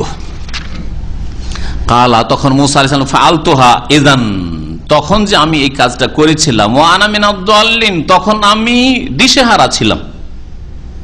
মিনাদ দাল্লিন মানে মিনাল জাহিলিন, তখন আমি আল্লাহর দিন থেকে অজ্ঞ ছিলাম। আমার কাছে নবুয়ত আসেনি, আল্লাহ পাকের পয়গাম আসেনি, রিসালাত আসেনি, আমি দিন জানতাম না। আর ভাবলাম যে আমি ঝগড়াটা মিটিয়ে দিই, এই লোকটার উপরে জুলুম বেশি হচ্ছে, তাই একটা ঘুষি মেরেছে ইচ্ছা করে, আমি খুন করিনি। তো মুসা আলাইহিস সালাম বললেন ওয়ানা মিনাদ দাল্লিন। দল মানে তাহলে সবসময় গুমরাহ পথভ্রষ্ট হয় না, এখানে আপনি পথভ্রষ্ট দিয়ে অর্থ করবেন না। হ্যাঁ, সূরা ফাতিহাতে গায়রিল মাগদুবি আলাইহিম ওয়ালাদ-দাল্লিন, দাল্লিন বলা হয়েছে খ্রিস্টানদেরকে, আর মাগদুব আলাইহিম গজবপ্রাপ্ত বলা হয়েছে ইহুদিদেরকে, যারা জেনে শুনে অন্যায় কাজ করে। ইহুদিরা করেছে, ওই চরিত্র যদি কোনো মুসলিমের মধ্যে থাকে তাহলে মাগদুব আলাইহিম গজবপ্রাপ্ত, আল্লাহ পাকের ক্রোধ গজব রয়েছে ওদের উপর। আর জানলো না, জানার চেষ্টাও করলো না, অজ্ঞতাই থাকলো, আর অজ্ঞতাবশত ভুল যদি করে, শিরক বিদআত করে, পাপ করে, তাহলে দাল্লিন পথভ্রষ্ট। নামাজের গুরুত্ব জানলো না, নামাজ শিখলো না, আর নামাজ ভালো করে পড়লো না, তাহলে দাল্লিন। জানে মাদ্রাসায় পড়েছে, হাফেজ হয়েছে, তারপরে নামাজ পড়ে না, তাহলে মাগদুব আলাইহিম গজবপ্রাপ্ত। কি বলছিলাম, দাল্লিন মানে সবসময় পথভ্রষ্ট হয় না, কখনো কখনো রাস্তাহারা হয়। এই জন্য যে দুনিয়ার ক্ষেত্রেও আপনি যাবেন রিয়াজ, আর রাস্তা হারিয়ে দিয়ে ধরে নিয়েছেন অন্য রাস্তা, তো এটাকে বলা হয় দাল্লাত তারিক, রাস্তা হারিয়ে ফেলা। তো এখানে কি অর্থে বলা হয়েছে, আমি তখন দিশেহারা ছিলাম, আমার কাছে আসমানি কোনো হেদায়াত, দিক নির্দেশনা ছিল না যে কেমন জীবন যাপন করতে হবে, সেই জন্য এই ভুল হয়েছে। তারপরে ইচ্ছা করে আমি খুন করিনি। ফারারতু মিনকুম, তারপরে তো আপনাদের এখান থেকে আমি পালায়ন করেছিলাম, লাম্মা খিফতুকুম, যখন আপনাদের অনিষ্টকে ভয় করেছিলাম, যে আপনারা বুঝবেন না যে আমি একটা ঘুষি দিয়েছি, আমি আসলে খুন করার ইচ্ছা করিনি, আমাকেও খুন করে দিবেন আপনারা, সেই জন্য পালায়ন করেছিলাম। ফাওয়াহাবা লি রব্বি হুকমান ওয়া জাআলানি মিনাল মুরসালিন, অতঃপর আমার প্রতিপালক আমাকে প্রজ্ঞা দান করেছেন। ওয়াহাবা মানে দান করা, আর হুকম মানে হচ্ছে প্রজ্ঞা, হিকমত মানে নবুয়ত দান করেছেন, জ্ঞান দান করেছেন, ওয়াহির জ্ঞান। ওয়া জাআলানি মিনাল মুরসালিন, আর আমাকে রাসূলদের অন্তর্ভুক্ত করেছেন। তারপরে মুসা আলাইহিস সালাম ফিরআউনকে বললেন, ওয়া তিলকা নি'মাতুন তামুন্নুহা আলাইয়া আন আব্বাদতা বনি ইসরাইল, এই যে আমাকে খোটা দিলেন যে আপনার বাড়ি আমি মানুষ হয়েছি, লালিত পালিত হয়েছি, আপনার খেয়েছি, আমার উপর খুব অনুগ্রহ করেছেন, তাই না? ওয়া তিলকা নি'মাতুন তামুন্নুহা, এই যে অনুগ্রহ আপনি আমার উপর করেছেন, আলাইয়া আমার উপর, আন আব্বাদতা বনি ইসরাইল, যে আপনি বনি ইসরাইল আমার গোটা বংশকে গোলাম দাস দাসী বানিয়ে রেখেছেন, আর খুব বড় ইহসান করেছেন না, অনুগ্রহ করেছেন, তাই না? কি বলতে চাইলেন মুসা আলাইহিস সালাম, যে আমি একজন মুসা, আল্লাহ পাকের ইচ্ছা আপনার বাড়িতে লালিত পালিত হয়েছে, আমার উপর খরচ খরচা করেছেন, আমার লালন পালন করেছেন। আমার বংশে লাখ লাখ মানুষ আছে, যাদের সংখ্যা প্রায় বলা হচ্ছে যখন তারা বেরিয়ে আসে বনি ইসরাইল, এই বনি ইসরাইলদের সংখ্যা ছিল 6 লক্ষের মতো। তাফসীরকার 6 লাখ মানুষ, 6 লাখ নারী পুরুষকে গোলাম বানিয়ে রেখেছেন, আর 6 লাখের মধ্যে একটা মুসা বনি ইসরাইল গোত্রের, তাকে শুধু লালন পালন করে এত বড় খোটা দেন যে খুব অনুগ্রহ করেছেন, তাই না? আপনার খুব অবদান আছে আমার উপর অবদান, যে আমার গোটা জাতিকে আপনি গোলাম দাস বানিয়ে রেখেছেন। কালা ফিরআউন, তখন ফিরআউন বলল, আমার রব্বুল আলামিন, তুমি যে বললে একটু আগে রব্বুল আলামিন, হ্যাঁ, কারণ একটু আগে দাওয়াত দিয়েছেন, তাই না? এর আগে দেখেন, ফাকুলা ইন্না রাসূল রব্বুল আলামিন, আল্লাহ পাক বললেন যে যাও ফিরআউনকে গিয়ে বলো যে আমরা রব্বুল আলামিনের পক্ষ থেকে দূত হয়ে এসেছি। রব্বুল আলামিন তো মানতে রাজি না। ফিরআউন বলতো যে আমি রব্বুল আলামিন, আমি রব, আমি প্রভু, আমি প্রতিপালক, আমি পালনকারী। জিজ্ঞেস করলো ফিরআউন, আমার রব্বুল আলামিন, তুমি রব্বুল আলামিন বলতে কাকে বুঝাইতে চাইছো? আমার ছাড়া আর কাউকে বলছো নাকি? আমার রব্বুল আলামিন আবার কি জিনিস? কালা, তখন মুসা আলাইহিস সালাম বলছেন, রব্বুস সামাওয়াতি ওয়াল আরদ, যিনি আকাশসমূহ আর পৃথিবীর প্রতিপালক, আসমান জমিনের প্রভু, ওমা বাইনাহুমা, এবং আসমান জমিনের মাঝে যা কিছু রয়েছে সব কিছুর যিনি মালিক। ইন কুনতুম মুকিনিন, যদি আপনারা ইয়াকিন করেন, বিশ্বাস করেন, তাহলে তিনি আসলে রব, আপনি রব না। কালা, তখন ফিরআউন বলছে, কালা লিমান হাওলা আলা তাসতামিউন, ফিরআউন তার আশেপাশের লোকদেরকে, মানে তার যে পরিষদ বর্গ, তার যে সদস্যরা রয়েছে সংসদের, তাদেরকে বলছে, সম্বোধন করে, আলা তাসতামিউন, তোমরা শোনো না কি বলছে পাগল, আলা তাসতামিউন, শোনো না কি বলে, দেখো দেখো, আমি নাকি রব না, রব্বুস সামাওয়াতি ওয়াল আরদ, কোথায় রব আছে? আলা তাসতামিউন। কালা, তখন মুসা আলাইহিস সালাম ভঙ্গিমা পরিবর্তন, রব্বুকুম ওয়া রব্বু আবাইকুম আল আউয়ালিন, তিনি শুধু আমার রব না, রব্বুকুম আপনাদেরও রব, ও রব্বু আবাইকুম আল আউয়ালিন, আর আপনাদের পূর্বপুরুষদেরও প্রতিপালক রব তিনি আল্লাহ। কালা, তখন ফেরাউন বলছে ইন্না রাসূলাকুম আল্লাযী উরসিলা ইলাইকুম লামাজনুন। এখন ঠাট্টা মজাক করা শুরু করলো। আর ইসলামের শত্রুরা আম্বিয়া রসুলগণের সাথে আর আম্বিয়া রসুলগণের অনুসারী দায়ীদের সাথে এইরকমই করে। প্রথমখানে যদি আপনি দুর্বল হন আপনার গ্রামে আর তৌহিদ সুন্নতের দাওয়াত নিয়ে গেছেন, তো আপনাকে হেয় প্রতিপন্ন করবে, ঠাট্টা মজাক করে উড়িয়ে দেবে। পাগল পাগল করতে গেছি, কি হয়েছে রে, কাদিয়ানি হয়েছিস তুই? হ্যাঁ, কি রে তুই, কি হয়েছিস তুই? ঠাট্টা মজাক করে উড়িয়ে দেবে। ও ভাবছে যে ঠাট্টা মজাক করলে ও বাড়ি থেকে লুকিয়ে যাবে, লজ্জায় লুকিয়ে যাবে, আর বলবে না কথা। প্রথমে এইভাবে চেষ্টা করে। যত বাতিল শক্তি দেখবেন, নবী সাল্লাল্লাহু আলাইহি ওয়াসাল্লামের সিরাত পড়েন আর মুসা আলাইহিস সালামের জীবনী সিরাত পড়েন, একই রকম অবস্থা দেখবেন। এখন কি বলছে ফেরাউন? বলছে ইন্না রাসূলাকুম, দেখো তোমাদের রাসূল, তোমাদের রাসূল আল্লাযী উরসিলা ইলাইকুম, তোমাদের উদ্দেশ্যে নাকি পাঠানো হয়েছে। লামাজনুন, এই তো পাগল গো, লামাজনুন এই তো পাগল। অথচ ভালো করে জানছে মুসা আলাইহিস সালাম কথা বলছে, এটা পাগলের কথা, কথা শুনছে, বুঝছে, তো পাগল আবার নাকি? হ্যাঁ, ও জানছে যে পাগল নয়, তারপরে পাগল বলছে হেউ প্রতিপন্ন করার জন্য। বাতিল শক্তি এরকম করে, যা জেনে শুনে ভুল কথা, অন্যায় কথা, মিথ্যা কথা ছড়ায় লোকজনকে বোকা বানাবার জন্য। আল্লাহ পাক ফেরাউন সম্পর্কে একটি আয়াত এই কথা বলে, ফাস্তাখাফা কওমাহু ফাতাউহ, এই ফেরাউন তার জাতিকে বেকুব বানিয়েছিল। ফাস্তাখাফা কওমাহু, তাদের জাতিকে একেবারে বোকা বানিয়েছিল, যার ফলে এই বেকুবেরা অন্ধভাবে অনুসরণ করেছিল। না হলে একটু চোখ খুলে দেখলে বুঝতে পারতো যে কথাগুলি তো সব মিথ্যা বলছে, এগুলি তো অন্যায় কথা, ভুল কথা বলছে, এসব তথ্য তো ঠিক না মুসা আলাইহিস সালাম সম্পর্কে। আল্লাহ পাক রব্বুল আলামিন ইরশাদ করছেন যে মুসা আলাইহিস সালাম তখন বললেন, কালা রব্বুল মাশরিকি ওয়াল মাগরিব, যেই রবের কথা বলছি সেই রব ফেরাউন তুমি না, সেই রব হচ্ছেন মাশরিক আর মাগরিবের রব, পূর্বের মালিক আর পশ্চিমের মালিক।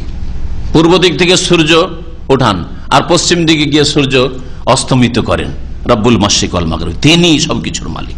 ওমা বাইনাহুমা, আর যা কিছু পূর্ব পশ্চিমের মাঝে রয়েছে সবকিছুর মালিক তিনি আল্লাহ। ইন কুনতুম তাকিলুন, যদি তোমরা বুঝার চেষ্টা করো, হে ফেরাউন, হে ফেরাউনের অনুসারীরা, যদি আপনারা বুঝার চেষ্টা করেন। কালা, এখন ফেরাউন দেখলো যে না, ঠাট্টা মজাক করে হইল না, একে হেয় প্রতিপন্ন করে হইল না, এখন একে ধমক দেওয়া শুরু করতে হবে, ধমক। তার আগে আর একটা অস্ত্র ব্যবহার করে অনেক জালেমরা, হ্যাঁ, অনেক বাতিলপন্থীরা, আল্লাহ দ্রোহীরা, আম্বিয়া রসুলগণের শত্রুরা, সেটা হচ্ছে প্রলোভন দেওয়া। নবী সাল্লাল্লাহু আলাইহি ওয়াসাল্লামকে যেমন প্রলোভন দিয়েছে মক্কার মুশরিকেরা, কি চাও, রাজত্ব চাও, সুশ্রী রমণী চাও, নাকি ধন সম্পদ চাও, সব দেব। তাহলে তো রাজত্ব তো নবী সাল্লাল্লাহু আলাইহি ওয়াসাল্লাম মক্কাতেই পাচ্ছিলেন, কিন্তু ওইটাই যদি একামতের দিনের অর্থ হইতো, ওইটাই যদি টার্গেট হইতো ইসলামের, তো মক্কাতেই পাচ্ছিলেন। খামাখাই হিজরত করে আসারই বা কি প্রয়োজন, আর বদর ওহদ করারই কি প্রয়োজন, হুদায়বিয়ার সন্ধি বা কি করার প্রয়োজন, আর মক্কা বিজয়ের জন্য যাওয়ারই কি প্রয়োজন? ওখানেই তো প্রথম তার অফার করেছিল, করেনি? এটাও বুঝে আসে না।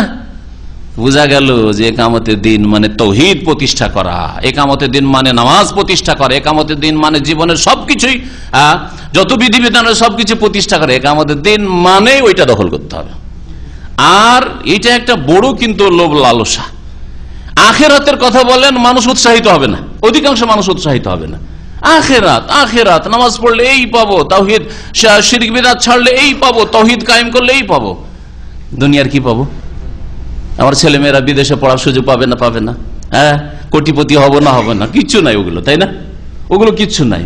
কিন্তু যদি একামতের দিন মানে রাষ্ট্রীয় ক্ষমতা দখল করা হয়, তাহলে হ্যাঁ, ওগুলো তো পাবো। আমাদের মন্ত্রী মিনিস্টার হবে, আমাদের সব নেতারা আমাদের হবে, সুতরাং সব বেনিফিট গুলো আমরা পাবো, তাই না? এই জন্য দলভারী হওয়া সহজ, দলভারী হওয়া সহজ। এটা ইসলামের ব্যাখ্যা নয়, এটা ইসলামের অবব্যাখ্যা যারাই করেছে আল্লাহ পাক। ফিরআউন বলতে শুরু করলো, কালা লাইন ইত্তাখাযতা ইলাহান গায়রি লাআজআলান্নাকা মিনাল মাসজুনিন। মুসা আলাইহিস সালামের কথা শুনে ফিরআউন ভালো করে বুঝতে পেরেছে যে আমাকে রব স্বীকার মুসা করে না। সুতরাং এখন একে ঠাট্টা মজাক করেও হইল না, হেউ প্রতিপন্ন করেও হইল না, ধমক দেওয়া, শাসন।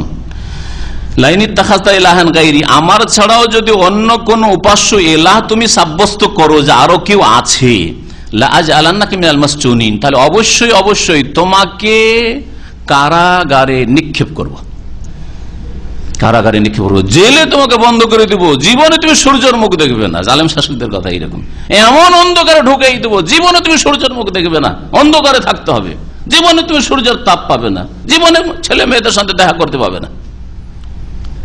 জালেমদের এগুলি হচ্ছে ধমক। মুসা আলাইহিস সালামকে এই ধমক দিয়েছিল ফেরাউন। কালা, মুসা আলাইহিস সালাম একটু নম্রতা অবলম্বন করলেন, যে দেখি একে নরম করা যায়, কিন্তু শক্ত হয়ে গেছে। এখান থেকে দাওয়াতের ময়দানে হেকমত শিখেন। যখন দেখবেন যে আপনার বিরোধী যাকে দাওয়াত দিচ্ছেন সে শক্ত হয়ে গেছে, একটু নরম হয়ে যান আপনি। দুই দিক থেকে শক্ত হয়ে গেলে কিন্তু চূড়ান্ত একটা ফয়সালা ভেঙে যাবে, হ্যাঁ, সমাধান হবে না। কিন্তু যখন সে শক্ত হয়ে গেছে আপনি একটু নরম হয়ে যান। এই কথাই শিখিয়েছেন মুসা আলাইহিস সালাম তার দাওয়াত দিয়ে। কি দেখেন ভঙ্গিমাটা কত সুন্দর।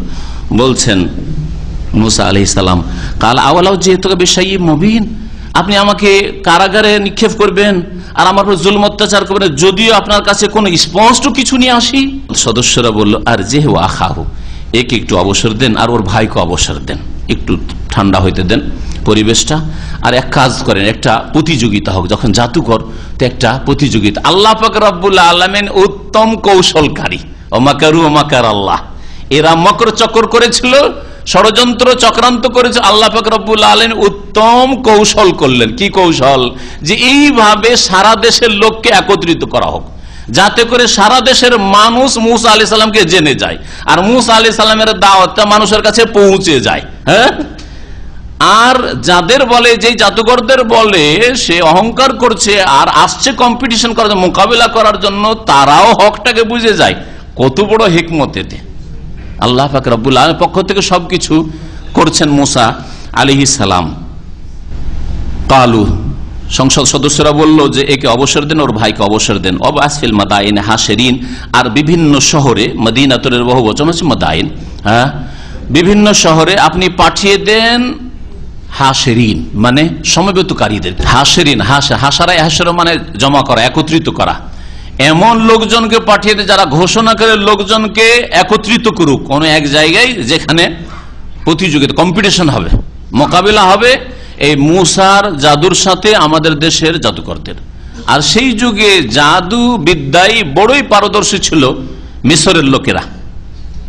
ইয়াতুকা বিকুল্লি সাহারিন আলিম, হে বাদশাহ, ফেরাউনকে সম্বোধন করে সংসদ সদস্যরা বলল যে আপনার কাছে তারা সমবেত করবে বা নিয়ে আসবে প্রত্যেক বিজ্ঞ জাদুকরদেরকে, বিজ্ঞ জাদুকরদেরকে এখানে একত্রিত করবে। ফাজমিয়া সাহারা, সুতরাং জাদুকরদেরকে একত্রিত করা হলো। সাহিরের বহু বচন হচ্ছে সাহারা। লে মিকাতি ইয়াউমিন মালুম, নির্ধারিত দিনের নির্দিষ্ট সময়ে, নির্ধারিত দিন অমুক দিনে। আর কোন সময়, কোন সময় বলা হয়েছে কোরআনে কারিমে বলতে পারেন? সেটা হবে মেলার দিন, মানে সবাই যাতে করে ছুটিতে থাকে, কেউ কাজকর্মে ডিউটিতে ব্যস্ত না থাকে, ছুটির দিন অবসর থাকে। আর সেটা যেন রৌদ্রের সময় না হয়, বিকেল বেলা ক্লান্তির সময় না হয়। ওয়াইহুসারান্নাস দোহা, সকালবেলা, সকালবেলা, সকাল 7টা 8টা 9টা এর মধ্যেই যাতে করে এই কম্পিটিশন হয়ে যায়। ফাজমিয়া সাহারা, এই জাদুঘরদেরকে একত্রিত করা হলো নির্ধারিত দিবসের নির্দিষ্ট টাইমে। ওয়াকিল আলিন্নাস হালান্তুম মুজতামিউন, আর মিশরের সমস্ত মানুষের মাঝে ঘোষণা করে দেওয়া হলো যে তোমরা কি একত্রিত হবে? যদি দেখতে চাও তো আসো। মুসার জাদু, তাদের ভাষায় মুসার জাদু, আর আমাদের দেশের ফেরাউনের যারা অনুসারী তাদের জাদুর মাঝে কম্পিটিশন, প্রতিযোগিতা, লড়াই রয়েছে, আসো দেখতে। এসো তোমরা, এসো দেশবাসী, দেখো যাতে করে আমরা জাদুকরদের অনুসরণ করি, যদি তারা জিতে, বিজয়ী হয়। দেখেন কত বাতিল কথা বলেছে। আমরা কি করব? কার অনুসরণ করব? জাদুকরের অনুসরণ করব। তাহলে আগে থেকে গোড়ামি মগজে নিয়ে আছে যে অনুসরণ কার করব? ফেরাউনের দলে আছে জাদুকররা, জাদুকরদের অনুসরণ করব। যদি হকপন্থী হইতো অথবা নিরপেক্ষ হইতো, নিউট্রাল, যে হকের সন্ধান রয়েছে, সত্যের সন্ধান আমাদের রয়েছে, তাহলে বলতো লা আল্লানা নাত্তাবিউল হাক্কা, দেখি হক কার সাথে আছে, আমরা স্পষ্ট বুঝবো যে সত্যবাদীকে, সত্যবাদী মুসা হারুন না সত্যবাদী ফেরাউন আর ফেরাউনের জাদুকররা। যেখানে হক পাবো, সত্য পাবো, সেটাকে গ্রহণ করব। সত্য গ্রহণে বাধা হচ্ছে গোঁড়ামি, আগে থেকে মগজে বসিয়ে নেওয়া যে এদের কথা শুনবো না, যতই বলুক না কেন, শুনলেও মানবো না, আমাকে জবরদস্তি শোনাইবা মানবো না, আমাকে তুমি সিঁড়ি দিবে, কিতাব দিবে, পড়বো না, শুনবো না, মগজে ঢুকাবো না।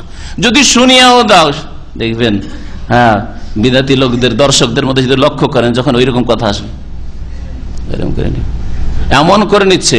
আমরা দেখি যে কোন এক ভাই প্রশ্ন করেছে, তো প্রশ্নের উত্তরটা দেওয়ার সময় ওর দিকে একটু নজর দিই। প্রশ্নের উত্তর দিচ্ছি, কিন্তু প্রশ্ন করেছে ও আসলে জানার জন্য না, ও প্রশ্ন করেছে বিভিন্ন দুনিয়া গরজে।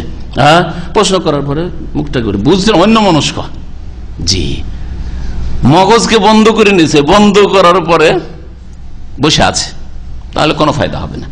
তো এই ফেরাউন আর ফেরাউনের অনুসারীরাও তাই বলেছিল, আল্লাহ নাত্তাবিউ সাহারা, জাদুকরদের অনুসরণ করবো। মুসার অনুসরণ আসলে করবেই না, আল্লাহ যেন তৌফিক দেয়নি। তৌফিক কাকে দেয়? যে চেষ্টা করে। যদি এরা বলতো, তাদের জবান দিয়ে কথাটা বেরোতো অন্তরের কথা, যে আমরা হক মানবো, হক যার সাথে থাক তাকেই মানবো, আল্লাহ অবশ্যই তাদেরকে হেদায়েত করতেন। জি। ফালাম্মা জা আস-সাহারাতু, যখন জাদুকররা আসলো, কালু লি ফিরআউন, তখন তারা ফিরআউনকে বলল, আইন্না লানা আজরান, দেখলো জাঁক জমকপূর্ণ সভায় ফিরআউন বসে আছে, তার মন্ত্রীরা বসে আছে, বড় বড় নেতারা বসে আছে, আর তার মাঝে জাদুঘর গরিবদেরকে আনা হয়েছে। ওরা তো চায় যে কি পায় উপঢৌকন, আর কি ধন দৌলত আজকে লুটতে পারি ফিরআউনের কাছ থেকে। বলল ফিরআউনকে, আইন্না লানা লা আজরান, আমরা কি আজকে কোনো পুরস্কার পাবো, পারিশ্রমিক পাবো, ইনকুন্না নাহনুল গালিবিন, যদি আমরা জিততে পারি? কালা নাম, ফেরাউন বলে হ্যাঁ হ্যাঁ অবশ্যই। ওয়া ইন্নাকুম, শুধু তাই নয়, তোমাদের টাকা পয়সা ধন দৌলত আর গিফট দেবো এমন না, ওয়া ইন্নাকুম ইযান লামিনাল মুকাররাবিন, আর এরপরে জিতার পরে অবশ্যই তোমরা আমার অত্যন্ত নিকটবর্তী হয়ে পড়বে, একেবারে বিশিষ্ট লোক তোমরা হয়ে যাবে, স্পেশাল লোক, তোমাদের আমার কাছে আসতে আর কোনো পাস লাগবে না, একেবারে সরাসরি আমার সাথে হটলাইন থাকবে। কাল আলাহুম মুসা, মুসা আলাইহিস সালাম তখন বলে, আলকু মা আনতুম মুলকুন, তোমরা যা নিক্ষেপ করা নিক্ষেপ করো। এখানে সংক্ষেপ করে দেওয়া হয়েছে। আগে জিজ্ঞাসাবাদ হলো, কে নিক্ষেপ করবে, আমরা আগে না তোমরা আগে? হ্যাঁ, তখন মুসা আলাইহিস সালাম কি বলেছিলেন? বাল আলকু, তোমরাই আগে নিক্ষেপ করো। মুসা আলাইহিস সালাম বললেন যে ঠিক আছে, তোমরা যা নিক্ষেপ করো নিক্ষেপ করো, কি দেখাচ্ছ দেখাও তোমাদের তামাশা। ফালকাউ হিবালাহুম ওয়া ইসিয়াহুম, তখন তারা তাদের রশিগুলি আর তাদের লাঠিগুলিকে নিক্ষেপ করলো। ওয়াকালু, আর তারা বললো, বে ইজ্জতে ফিরাউন, ফেরাউনের ইজ্জতের কসম, বাটা কসমের জন্য। কার কসম খেলো? ফেরাউনের ইজ্জতের কসম। মুমিন আল্লাহর কসম খায়, তাহলে যে বাপের কসম খায়, মায়ের কসম, দানা ছুঁয়ে বলছি, পানি ছুঁয়ে বলছি, আমার ছেলের গায়ে হাত দিয়ে বলছি, এটা ফেরাউনি আকীদা। বুঝতে পারছেন? ফেরাউনি আকীদা। খবরদার, মুসলিম ফেরাউনি আকীদা গ্রহণ করে না। বিল্লাহ বলবে, তাল্লাহে বলবে, ওয়াল্লাহে বলবে। আরবের একটা ছোট বাচ্চাও আল্লাহ আল্লাহ করে, আর আমাদের দেশের বুড়িও 50-60 বছরের বুড়াও বাপের কসম বলছি, দানা মিলবে না, দানা ছুঁয়ে বলছি। আউযুবিল্লাহ, শিরক করলো, শিরক করলো। মান হালাফা বিগাইরিল্লাহি ফাকাদ আশরাকা, নবী সাল্লাল্লাহু আলাইহি ওয়াসাল্লাম বলেছেন, আল্লাহ ছাড়া অন্যের কসম যে করবে সে শিরক করলো। ফেরাউনের ইজ্জতের কসম, ইন্না লানাহনুল গালিবুন, নিশ্চয়ই আজকে আমরা বিজয়ী হব। ফালকা মুসা আসাহু, মুসা আলাইহিস সালাম তারপরে লাঠিটা ফেললেন। তাদের দৌড়টা আগে কেন ফেলতে বললেন? এটা হওয়া উচিত, আগে কেন ফেলতে বললেন? হ্যাঁ, কারণ এটা ছিল বিদ্যার প্রতিযোগিতা। বিদ্যার প্রতিযোগিতার ক্ষেত্রে আপনার যে বিরোধী দল, তাদের বিদ্যার দৌড়টা আগে দেখে না, কত দূরে তারা যাচ্ছে, কত দূর তারা বলছে, হ্যাঁ, তারপরে আপনি বলেন, তাহলে খণ্ডন করা সুবিধা হবে। তর্ক সভাগুলি যে হয়, বহস, মোনাজেরা, মোনাজেরার মৌলিক নীতি এখানে শেখানো হয়েছে। এটা ছিল মোনাজেরার মতো, এটা গায়ের শক্তি না, রণক্ষেত্র ছিল না, যুদ্ধ নয় যে মারামারি। হ্যাঁ, মারামারি হইলে অন্যরকম হইতো কিন্তু চিত্র। এটা ছিল বিদ্যার দৌড়, জাদু বিদ্যার দৌড়, প্রতিযোগিতা। সুতরাং তোমরা আগে দেখি তোমাদের বিদ্যার দৌড় কতটা, জাদু কত দূর যায় তোমাদের। খুব ওয়াস্তারহাবুহুম, সূরা আরাফে, ওয়াজাউ বিসির আযীম, এমন বিশাল জাদু দেখালো যে মানুষ একবার ভয়ে ভীত সন্ত্রস্ত হয়ে পড়লো। এমনকি মুসা আলাইহিস সালামের মনে মনে ভয় লাগছে, আল্লাহ কি হইলো, কি যে হবে, তাই না? হ্যাঁ, তারপরে মুসা আলাইহিস সালাম তার বিদ্যা, আল্লাহ প্রদত্ত বিদ্যা, মুজিজা ছাড়লেন, সবগুলিকে কয়েক মিনিটের মধ্যে গিলে ফেললো। এটা হচ্ছে তর্ক সভা, বহাস মোনাজেরার নীতি, যে আপনি বিরোধীকে বলতে দেন। কাফের মুশরিকের সাথে যদি হয়, নাস্তিকের সাথে হয়, ইহুদি খ্রিস্টানের সাথে বহাস হয়, মুশরিকের সাথে হয়, কবর পূজারীর সাথে হয়, যার সাথে হোক না কেন, আগে ওদের বলতে দেন, বলে নিক, তারপরে তখন এক এক করে খণ্ডন করে ঠান্ডা মেজাজে, তাহলে জিততে পারবেন। পক্ষান্তরে যুদ্ধের ময়দানে আগে তোমরা নেমে যাও, এই কথা কখনো না। জিহাদের ময়দানে আগে মুসলিমকে নামতে হবে। আগেই যদি ওরা নেমে যায় তো না, আপনারা বসে আছেন, হাত পা গুটিয়ে বসে আছেন, এখনো প্রস্তুত হননি, তাহলে এই যুদ্ধে জিহাদের চিত্র পাল্টে যেতে পারে, হেরে যেতে পারে। এই জন্য না, আগেই নামতে হবে, আগে নেমে বাহাদুরি দেখাতে হবে, যাতে করে তাদের মনোবল ভেঙে পড়ে। মুসলিম মুজাহিদিনকে যখন দেখবে, তাদের মনোবল যাতে করে ভেঙে পড়ে। এটা রণক্ষেত্রে ছিল না, এই জন্য বরং বিদ্যার ক্ষেত্র ছিল, বিদ্যার দৌড় ছিল, এই জন্য আগে নিক্ষেপ করতে বলেছেন মুসা আলাইহিস সালাম। ফালকা মুসা আসা, মুসা আলাইহিস সালাম তার লাঠি নিক্ষেপ করলেন। ফায়জাহিয়া তালকাফু মা ইয়াফিকুন, সহসা সেই লাঠিটি সাপ হয়ে কি করলো, গিলে ফেললো। মায়াফ, ওই সমস্ত অলিক বস্তু, অলিক জাদু যা তারা গড়েছিল, রচনা করেছিল, যা নিক্ষেপ করেছিল, রশি তাদের যে বড় বড় সাপে পরিণত হয়েছিল, আর লাঠি যে সাপে পরিণত হয়েছিল, সবগুলিকে গিলে ফেললো, গ্রাস করে ফেললো। ফাউল কিয়াস সাহারাতু সাজিদিন, জাদুকররা কল্পনাই করতে পারেনি যে এরকম হয়ে যাবে। এতে বুঝতে পারলো যে না, এর চেয়ে বড় জাদু আর কিছু হইতে পারে না, তার মানে মুসা জাদুকর না, বিশ্বাস হয়ে গেল। তখন তারা সেজদায় অবনত হইল, সেজদায় লুটিয়ে পড়লো। ওয়াকালু, তারা বললো, আমান্না বিরব্বিল আলামিন, বিশ্বজাহানের রবের ওপর আমরা বিশ্বাস করলাম, ঈমান নিয়ে আসলাম। এতে সম্ভাবনা আছে যে রব্বুল আলামিন মানে হয়তো ফেরাউনকে বুঝাইছে নাকি। তখন জাদুকররা স্পষ্ট করে দিল, না, ফেরাউনকে বুঝাইনি, ফেরাউনের উপর ঈমান নিয়ে আসছি না, রব্বে মুসা ওয়া হারুন, ওই রবের ওপর ঈমান নিয়ে আসছি যিনি মুসা এবং হারুনের রব। কাল আমানতুম লাহু, এখন তো ফেরাউন বড়ই বিব্রত, পেরেশান হয়ে গেল, হইল কি? আরে হইল কি? কালা বল আমানতুম লাহু, আরে মুসার প্রতি তোমরা ঈমান নিয়ে আসলে, বিশ্বাস করলে, কাবলান আযানা লাকুম, তোমাদের অনুমতি দেওয়ার আগেই, ইন্নাহু লাকাবীরুকুম আল্লাযী আল্লামাকুমুস সিহর, এ তো তোমাদের বড় গুরু, আল্লাযী আল্লামাকুমুস সিহর, যে তোমাদেরকে জাদু শিখিয়েছে না। অথচ ডাহা মিথ্যা নিজেও ফেরাউন ভালো করে জানছে যে মুসার সাথে এই জাদুঘরদের এর আগে কখনো সাক্ষাৎই হয়নি, তো ওস্তাদি বা কি করে হলো, আর শিখাইলো বা কি করে, বলুন তো দেখি। জানছে না যে এই সব জাদুঘরদের সাথে মুসার দেখাই বা কোথায় হইলো, যে ওস্তাদ হয়ে গেলেন মুসা আলাইহিস সালাম। তাহলে এই হচ্ছে বোকা বানানো জাতিকে। জালেমরা এইভাবে বোকা বানায়, আল্লাহদ্রোহীরা এইভাবে মানব জাতিকে বোকা বানায়। ফালা সাউফা তা'লামুন, শীঘ্রই তোমরা জানতে পারবে এর সাদ কি, শাস্তি দিয়ে। লাউ কাত্তা'আন্না আইদিয়াকুম আরজুলাকুম মিন খিলাফ, অবশ্যই তোমাদের হাত পাগুলিকে উল্টো পাল্টা করে কেটে ফেলবো। তার মানে ডান হাত কাটলে বাম পা কাটবো, আর বাম হাত কাটলে ডান পা কাটবো, এইভাবে উল্টো করে কাটবো। ওয়ালা উসাল্লিবান্নাকুম আজমাইন, আর তোমাদের সকলকে আমি শুলে চড়িয়ে দেব। কালু, তখন এই জাদুকররা বলল যে অসুবিধা নেই, লাদাইরা, কোনো ক্ষতি নেই। লাদাইরা মানে লাদারারা, দরার আর দাইর একই অর্থ, শব্দ আলাদা। কোনো ক্ষতি নেই, কোনো অসুবিধা নেই। ইন্না ইলা রব্বিনা মুনকালিবু, নিঃসন্দেহে আমরা আমাদের প্রতিপালকের কাছেই ফিরে যাব। তুমি আমাদেরকে খুন করে দিবে, শুলে চড়াবে, তো কি হবে? আমরা আল্লাহর কাছে পৌঁছিব, তো আল্লাহর কাছে তাড়াতাড়ি পৌঁছিলাম, ভালোই তো হইলো। বিলম্ব হচ্ছে, দেরি হচ্ছে আল্লাহর কাছে যেতে, বালা মুসিবত, দুনিয়ার কত ঝুঁকি, টেনশন, আর কত রকমের বিপদ আপদ, সব থেকে মুক্ত হয়ে জলদি আল্লাহর কাছে পৌঁছে গেলাম।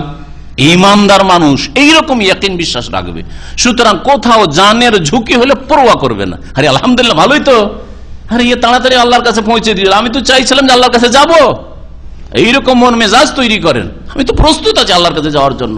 ইন্না নাতমা ইয়াগফির লানা রাব্বুনা খাতায়ানা আন কুননা আউয়ালাল মুমিনিন, আমরা আশা করি যে আমাদের প্রতিপালক আমাদের ভুল ভ্রান্তি গুনাহ খাতা মাফ করে দেবেন।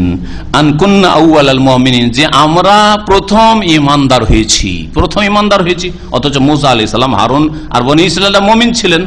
কি বুঝেছেন এর থেকে? বুঝিয়েছেন যে কিবতীদের মধ্যে, ফেরাউনের বংশধরদের মধ্য থেকে আমরা প্রথম ঈমান নিয়ে এসেছি, আর কেউ ঈমান নিয়ে আসেনি। আল্লাহ এর সর্বপ্রথম আমরা ঈমান নিয়ে এসেছি এই কিবতী বংশ থেকে, ফেরাউনের বংশ থেকে, সুতরাং আমাদেরকে তুমি মাফ করে দাও। ওয়া আওহাইনা ইলা মুসা, আল্লাহ পাক বলেন মুসা আলাইহিস সালামকে আমি ওহী করলাম, আন আসরি বিইবাদি, আমার বান্দা বনি ইসরাইলদেরকে নিয়ে রাতারাতি তুমি বেরিয়ে পড়ো। আসরা, ইসরা মানে রাত, নৈশ ভ্রমণ, রাত্রের সফর। ইন্নাকুম মুত্তাবাউন, কারণ তোমাদের পিছু করা হবে, তোমাদের পিছে ধাওয়া করা হবে। ফারসালা ফিরআউন ফিল মাদাইনি হাশিরিন, মুসা আলাইহিস সালাম রাতারাতি আল্লাহর হুকুমে বেরিয়ে গেলেন বনী ইসরাইলদেরকে নিয়ে, যে মিশর ছেড়ে আমরা চলে যাব শাম দেশে, ফিলিস্তিনে চলে যাব, যেই দেশের ওয়াদা প্রতিশ্রুতি আল্লাহ করেছেন বনী ইসরাইলদের সাথে যে তোমরা ওই দেশে প্রবেশ করবে, সেটাই তোমাদের ভূমি, বরকতময় জমিন, তোমরা ওখানে যাবে। তো এই উদ্দেশ্যে রাতারাতি বেরিয়ে পড়লেন আল্লাহর নির্দেশে। ফেরাউন জানতে পারলো যে এরা তো আমার হাতছাড়া হয়ে যাবে, এদেরকে তো শাস্তি দেওয়া হইল না, ধরো এদেরকে। ফারসালা ফিরআউন ফিল মাদাইনি হাশিরিন, ফেরাউন তখন বিভিন্ন শহরে সমবেতকারীকে পাঠিয়ে দিলেন, যাও সব সেনাবাহিনী আসো, যেখানে যে সেনাবাহিনী আছে সবগুলিকে জমা করো। ইন্না হাউলা লাশিরদিমাতুন কালিলুন, আর ঘোষণা করলো যে এই দলটি হচ্ছে বড়ই ক্ষুদ্র একটি দল। এবং ইসরায়েল হচ্ছে সিরজেমা মানে তায়েফা জামাত, আর কালিলুন মানে তো অল্প, এই হচ্ছে খুব সংখ্যালঘু একটি দল। এটাও মানুষকে বোকা বানার জন্য বলেছে, না হলে এদের সংখ্যা ছিল 6 লক্ষের বেশি, যেমন তাফসীরকাররা বলেছেন, আল্লাহু আলাম। ওয়া ইন্নাহুম লানা লাগাইজুন, এরা বড়ই রাগান্বিত করে ফেলেছে আমাদেরকে, বড়ই রাগান্বিত করেছে এদের আচার আচরণ দিয়ে, এই মুসা আর মুসার লোকেরা। ওয়া ইন্না লাজামিউন হাজিরুন, আর আমরা সকলে এদের ক্ষেত্রে সতর্ক, সকলেই এদের ক্ষেত্রে আমরা সতর্ক, এদেরকে ছেড়ে দেব না, ধরবই এদেরকে। ফাখরাজনাহুম মিন জান্নাতি ওয়া ইউন, আল্লাহ পাক কৌশল করে মিশর থেকে কোনদিন বের হইতো ফেরাউন, আর ফেরাউনের পরিবারের লোকেরা, বংশধর কিবতীরা এত ভোগ বিলাসের জীবন যাপন করে, আর এরা কোনদিন বেরোয় এখান থেকে, আর এই সুখের জীবনে সেনাবাহিনীর আছে তাদের বেরোয়, সবগুলি বেরিয়ে পড়লো, ধরো মুসাকে, ধরো হারুনকে, ধরো বনী ইসরাইলদেরকে, আমাদের দাস দাসী সব তো পালিয়ে গেল, ধরো এদেরকে। আল্লাহ বলছেন তাদেরকে বের করে নিয়ে আসলাম তাদের বাগান সমূহ থেকে আর তাদের ঝর্ণা সমূহ থেকে, বাগান আর ঝর্ণায় তারা ভোগ বিলাসের জীবন যাপন করে, সেখান থেকে বের করে নিলাম। ও কুনুজিন, আর তাদের ধনভাণ্ডার থেকে বের করে, কত বাড়িতে ধন দৌলত ছিল সব ছেড়ে দিয়ে ধরো আর ধরো, ধরো আর ধরো করে বেরিয়ে পড়লো। ও মাকামিন করিম, আর কত সম্মানজনক অবস্থানে তারা ছিল, সেখান থেকে তাদেরকে বের করে নিয়ে আসলাম। কাযালিকা ওয়াওরাসনাহা বনী ইসরাইল, এইভাবে উত্তরাধিকারী বানিয়েছিলাম বনী ইসরাইলদেরকে। ফাতবাউহুম মুশরিকিন, সুতরাং তারা তাদের পিছু করেছিল ভোরের বেলা, একবারে সকালে সকালে সূর্য ওঠার সময়। আশরাকা ইশরাকা মানে সূর্য ওঠা, সূর্য উদয় হওয়া, সূর্য উঠতে যাচ্ছে ওই সময় তারা ধাওয়া করেছিল, পিছু করেছিল ধরার জন্য। আল্লাহ পাক রব্বুল আলামিন এখানে বললেন যে বনী ইসরাইলদেরকে এদের উত্তরাধিকারী বানিয়েছিলাম, কিন্তু বনী ইসরাইলদের ইতিহাস প্রমাণ করে যে তারা আর মিশরে কোনোদিন ফিরে যাননি। মুসা আলাইহিস সালাম, হারুন আর মিশরে ফিরে যাননি। মিশর ফেরাউন ধ্বংস হলো, ফেরাউনের সংসদ সদস্যরা, তার নেতারা সব ধ্বংস হলো তার দেশের, কিন্তু আর তো ফিরে যাননি।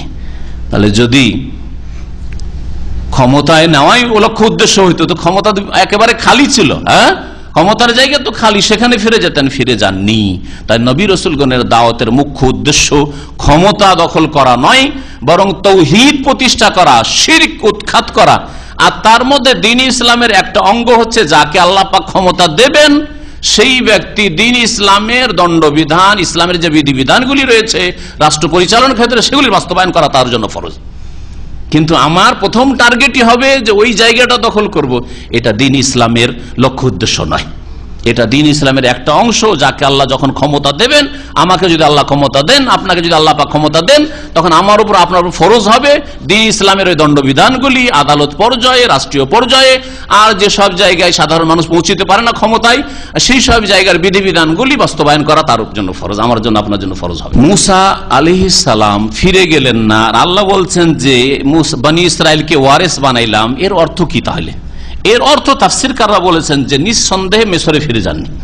ফিরে যখন যাননি, 40 বছর তো ঘুরতে থাকে তিহের ময়দানে। যখন তাদেরকে বলা হলো চলো বাইতুল মুকাদ্দাসে ঢুকবো, ফিলিস্তিনে ঢুকবো, ঢুকতে রাজি না, হ্যাঁ, সাহস হয় না, ওখানে জালেম শাসকরা রয়েছে, ওখানে ঢোকার সাহস হয় না, লড়াইয়ের সাহস হয় না। আল্লাহ পাক রাস্তা এমন ভুলিয়ে দিলেন, 40 বছর শুধু ঘুরতেই থাকলো তিহের ময়দানে। এই কষ্ট পেল বনী ইসরাইলরা, শিক্ষা হইল। তারপরে আল্লাহ পাক রব্বুল আলামিন তাদের ঈমান আমল দিলেন, আর মেহনত পরিশ্রম যখন হইল, তখন বনী ইসরাইলকে আল্লাহ পাক ফিলিস্তিনে ফিরালেন, শাম দেশে ফিরালেন, মিশরে ফিরে যাননি। তো এর অর্থ কি হবে তাহলে? ওয়াও কাযালিকা ওয়াওরাসনাহা বনী ইসরাইল, বনী ইসরাইলদেরকে উত্তরাধিকার বানালাম। এর মানে হচ্ছে যে মিশরে ছেড়ে আসলেও মিশরে গোলামী জীবন ছিল, আর ফিলিস্তিনে এসে শাম দেশে এসে তারা নেতৃত্বের জীবন পেয়েছিল, সুখের জীবন পেয়েছিল, আরামের জীবন পেয়েছিল, ইমানের জীবন পেয়েছিল, সৎকর্মশীলতার জীবন পেয়েছিল। এটাকে বোঝানো হয়েছে। এতে এ বোঝানো হয়নি যে ফেরাউন খালি করলো, ধ্বংস হইলো, আর এরা গিয়ে দখল করে ফেললো, উল্টো ফিরে গেল। এরকম কোন ইতিহাস নেই, কোরআনেও নেই, আর রাসূলুল্লাহ সাল্লাল্লাহু আলাইহি ওয়াসাল্লামের হাদিসেও নেই। আল্লাহ পাক রব্বুল আলামিন যেন আমাদেরকে কোরআন বোঝার তৌফিক দান করেন এবং কোরআনী জীবন গড়ার তৌফিক দান করেন। আল্লাহ পাক আমাদের গুনাহ খাতা যেন মাফ করে দেন। সাল্লাল্লাহু আলা নবিয়িনা মুহাম্মদ ওয়া আলা আলিহি ওয়া সাহবিহি।